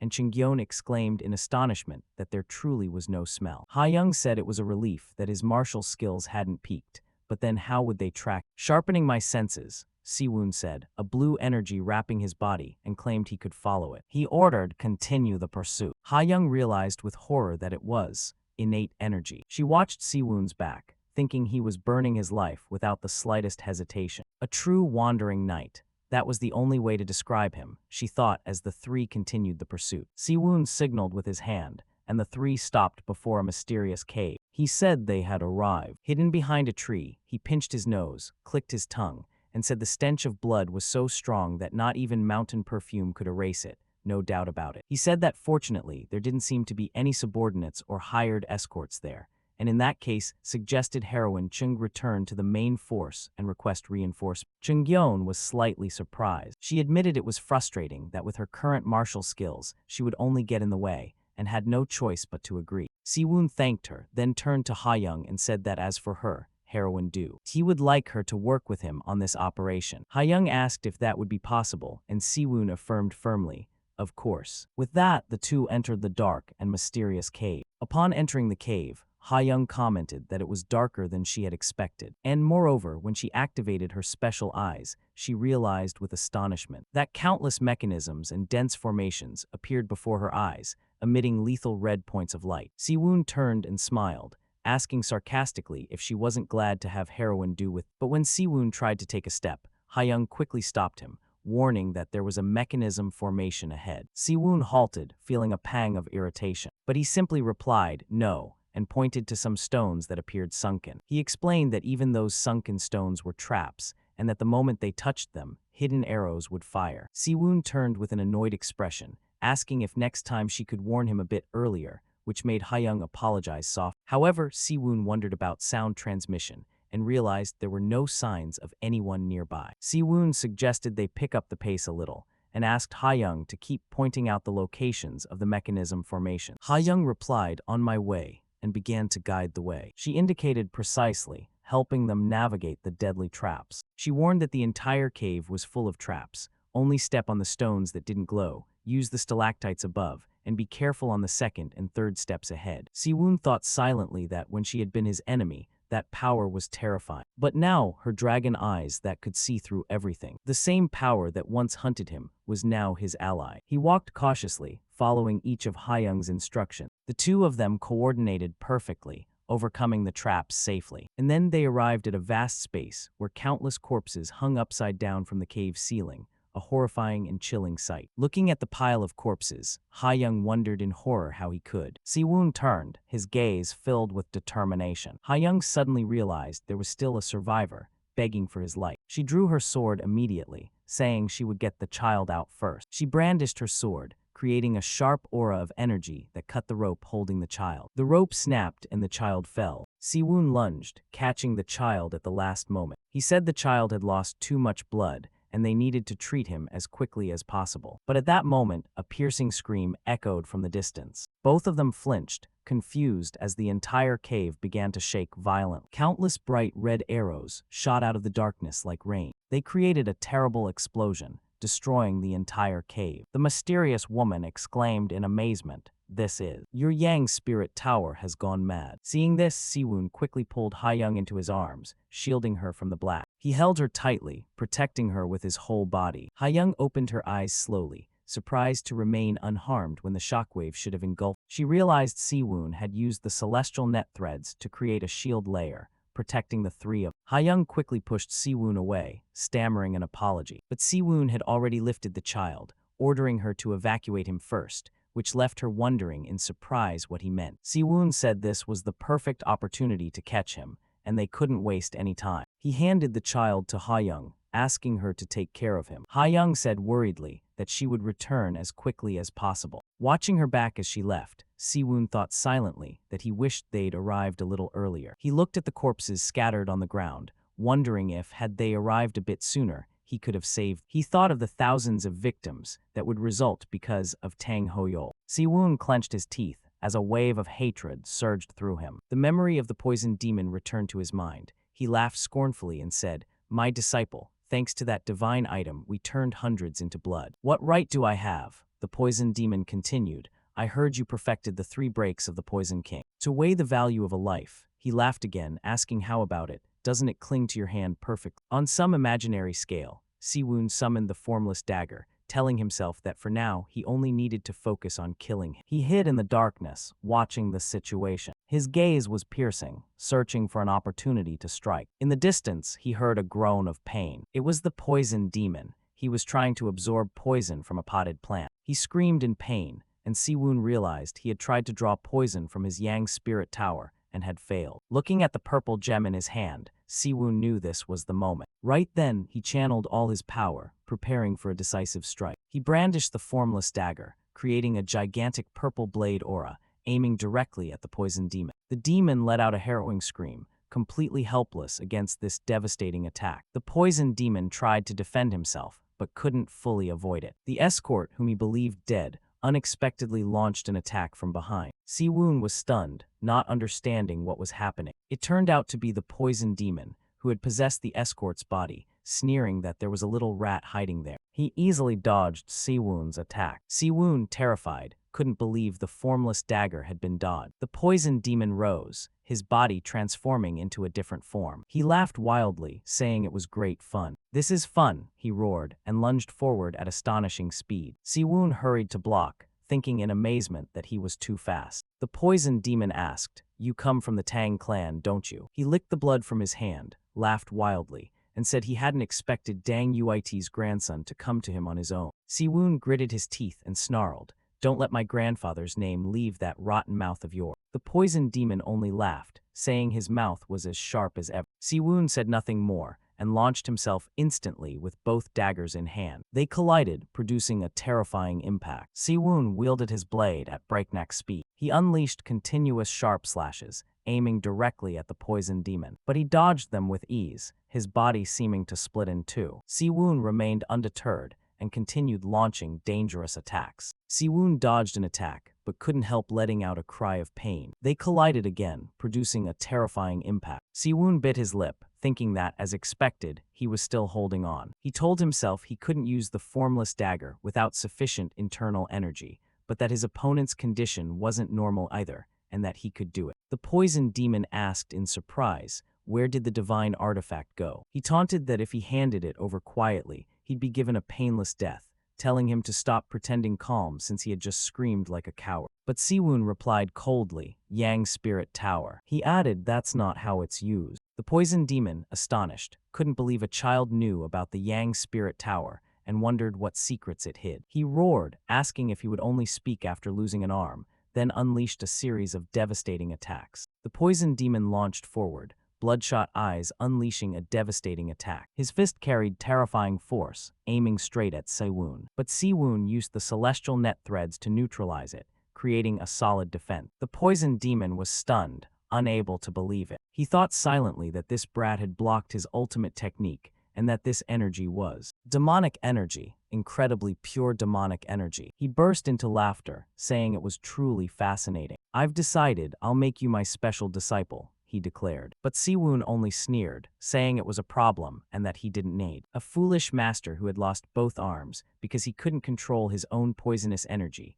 Then he swung his blade and cut off both of the poison demon's arms. The poison demon laughed maliciously, saying first he'd let his master beat him up. He summoned a surge of bright red energy, forcing Se-woon to be on guard. Countless red phantoms appeared, surrounding Se-woon. A gigantic demon appeared, bearing terrifying power. Se-woon turned, preparing to face the enemy. The demon roared first an arm, and launched a devastating attack. Black threads of the celestial net shot out, forming a solid web that blocked the attack. The demon, astonished, couldn't believe his attack had been blocked. Se-woon had used the celestial net threads to bind the demon. Got you, Se-woon said with a confident smile, the threads tightening around his foe. Se-woon unleashed the first technique of the modified flawless divine mantle. The threads tightened around the poison demon's hand, making him cry in panic. W-wait. He roared that damn it, the conversion of internal energy was too slow. Se-woon unleashed the spider's chain of stabs, the threads sharp as blades cutting deep into his flesh. He explained that the original flawless divine mantle of the maiden divine sect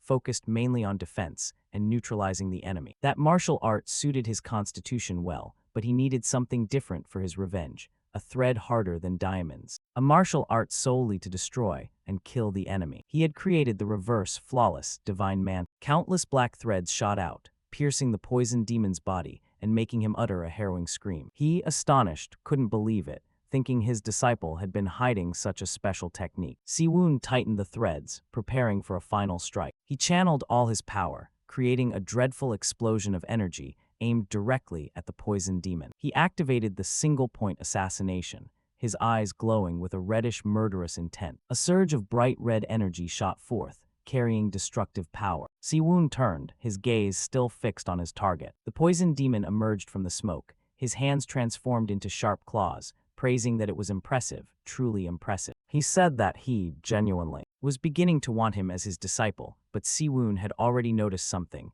What about the left hand? The poison demon roared and lunged at astonishing speed. Se-woon could only grit his teeth and hold on. He shouted that even if his body dissolved into a pool of blood. The poison demon lunged at frantic speed, his face twisted with excitement. He roared that he had to see every hidden power his disciple possessed. A punch of terrifying force descended, creating an explosive collision. Between them, a black, flower-shaped formation suddenly unfolded, trapping them in a confined space. They engaged in a fierce hand-to-hand battle, neither yielding. The poison demon screamed with excitement, feeling as if his whole body burned in hellfire. Se-woon, whose body was clearly near its limit, suddenly became even faster. He launched continuous dangerous attacks, giving his opponent no chance to counter. He moved through the shadows, his movements unpredictable. He brandished his dagger, preparing for a decisive final blow. Ah, said the poison demon. He wanted to completely devour his disciples' 8 extraordinary meridians. He said that with the demonic arts and divine artifacts he possessed,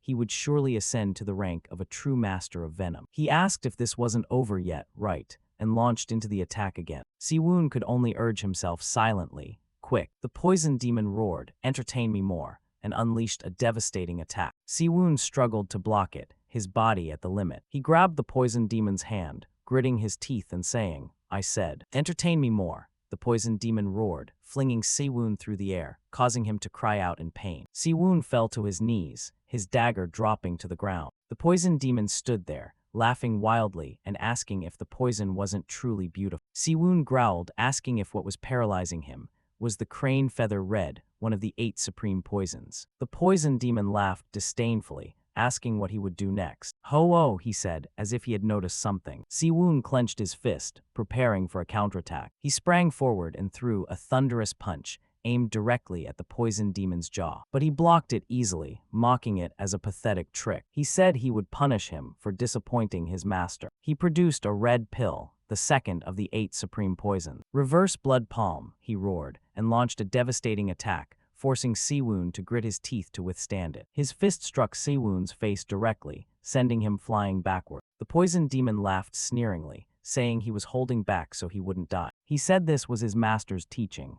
Blood sprayed and flesh burst, so take it seriously. But his disciple's body was tougher than he expected. He roared, "You're watching, Tang Uit. Your grandson in my hands," he said, but a sudden pain struck him. Astonished, he didn't understand what was happening. He spat blood, wondering if this was the reaction of the true blood steel body. Why was this happening already? He thought, while Se-woon just clicked his tongue. Astonished, he couldn't believe he was already at his limit, after taking only 4. But Se-woon smiled, saying he had 1 more left. Right. 1 more of the 8 supreme poisons, Se-woon said, leaving the poison demon completely stunned. "This brat," he roared angrily, "dares to mock me," he shouted, and lunged at astonishing speed. Se-woon dodged the attack, thinking it was a maddening poison. The poison demon said he would take it. "I'll kill you," he shouted, bloodshot eyes, and launched a devastating attack. His fist created a dreadful explosion that shattered the ground. But Se-woon managed to evade it in time, and red smoke rose from the poison demon's fist. He realized it was one of the 8 supreme poisons,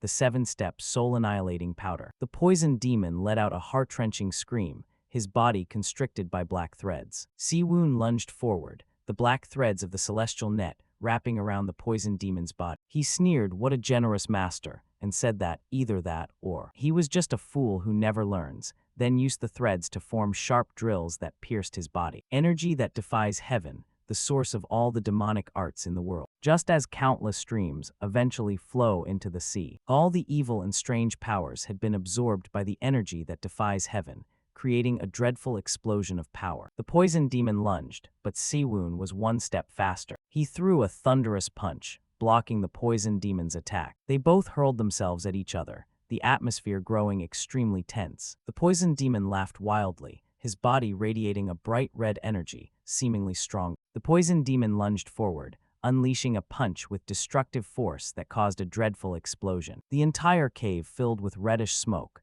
and the air became incredibly dense. Se-woon drew a dagger, thinking the poison demon was no exception. In other words, at this moment, this guy, Se-woon, channeled his demonic energy, his eyes shining intensely. He lunged forward and unleashed a celestial kick, aimed directly at the poison demon. Is nothing but a massive elixir. The poison demon was astonished by Se-woon's attack. He roared, "Brat," and raised his hand to block, but a dagger had already been plunged into it. Se-woon roared, "First me," then launched a thunderous punch. "I'll strike you," he said, and his fist hit the poison demon's face directly, sending him flying. Se-woon stood there, watching his enemy be hurled away, as another dreadful energy explosion was about to erupt. The poison demon spat a mouthful of blood, unable to believe how this could be. He thought silently that their realms weren't even comparable, while Se-woon wrapped himself in a mist of purple demonic energy. Black threads emanated from his hand, ready for a decisive attack. Se-woon roared, "Isn't this already the end?" and launched at astonishing speed. He unleashed a barrage of attacks like a hurricane, aimed directly at the poison demon. The poison demon could only laugh, saying this was absurd. He easily neutralized Se-woon's attacks, creating an impenetrable defense. Se-woon, astonished, couldn't believe his attack had been blocked. They both launched at each other again, initiating a fierce battle. The poison demon laughed contemptuously, asking if he was dodging, praising that he was a truly entertaining child. The poison demon roared, "Demonic beast, centipede," and unleashed a devastating attack, creating a wave of bright red energy. He swung his sword, creating a gigantic slash of energy aimed directly at Se-woon. Se-woon brandished his dagger, attempting to block, but the force of the attack was too great, even splitting a rock wall in two. The poison demon walked along the blade of the sword, an extraordinary skill. He sneered, "Where did that composure go?" Se-woon brandished his dagger, but was still repelled, letting out a cry of pain. He slid along the sword's blade, trying to find an opportunity to counterattack. The poisoned demon said this was the end. "Let's finish this," he roared, and launched a devastating attack aimed directly at Se-woon. Se-woon, astonished, still reacted in time. He unleashed the second technique of the flawless divine mantle reverse. "Returning wind," he roared, and the black threads formed a vortex that enveloped the poison demon's sword aura. A dreadful collision occurred, a blinding light enveloping the entire cave. Se-woon's vortex was cutting through the centipede, a terrifying scene. The poisoned demon ground his teeth, thinking this was not going well. He lunged forward, trying to break Se-woon's formation. But it was already too late. The vortex had trapped him. Realizing he had fallen into the trap, he quickly turned and fled. "You think you can escape?" Se-woon roared and launched at astonishing speed, blocking the poison demon's retreat. A celestial punch descended, making the poison demon let out a gut-wrenching scream. Se-woon's punch created a dreadful explosion, shattering the entire floor. The poison demon collapsed, and Se-woon asked if he should take the rest as well. He placed his hand on the poison demon's arm and began to absorb the poisonous energy. The poison demon, terrified, couldn't believe he was even absorbing the poisonous energy of the Yang Spirit Tower that he himself couldn't control. "No, at this rate he'll take everything from me," thought the poison demon, and swung his hand to attack. Se-woon, astonished, couldn't believe he had cut off his own arm. "His own arm?" Se-woon roared in disbelief. The poison demon collapsed, saying that his disciple's greed was too great. But Se-woon simply replied that those were a bit simple last words, weren't they? As a beam of blue light descended from the sky. Se-woon said to consider this his second lesson. "If you don't kill at the right time, you'll lose your chance." The poison demon laughed contemptuously, saying, "A strange portal formation. What will you do now? Brute force won't work." Se-woon realized, so this is what you had in mind from the start. He said it was fine, that if he had to give up killing him, he'd at least take this, and absorbed a surge of green energy from the poison demon's body. He said this was the first gift for his pathetic master. "The poison will only help me, so I'll leave you with a curse." The poison demon, terrified, didn't understand what was happening. Se-woon ordered coldly, "Begone." The poison demon let out a heart-wrenching scream, his body fatting into the blue light. Se-woon stood there, murmuring that it was gone. Se-woon silently vowed that next time, he would surely kill it. He gasped, sweat soaking his brow. The whole cave began to tremble violently, rocks falling everywhere. He realized the cave couldn't withstand the aftershocks of the battle, and that he had to leave. But his internal energy was exhausted. He didn't know if he could get out in time. A sudden pain struck him, forcing a cry from his lip. The celestial curse suddenly activated, a surge of green energy wrapping his body. He looked at the corpses scattered on the ground, not understanding what was happening. "What is this?" he thought. "It's not trying to erupt, it's even accepting my internal energy." Se-woon, astonished, couldn't believe what was happening. Countless streams of green energy emanated from the corpses, converging at a point in the blood pool, and he realized in amazement that it was pointing to the Yang Spirit Tower.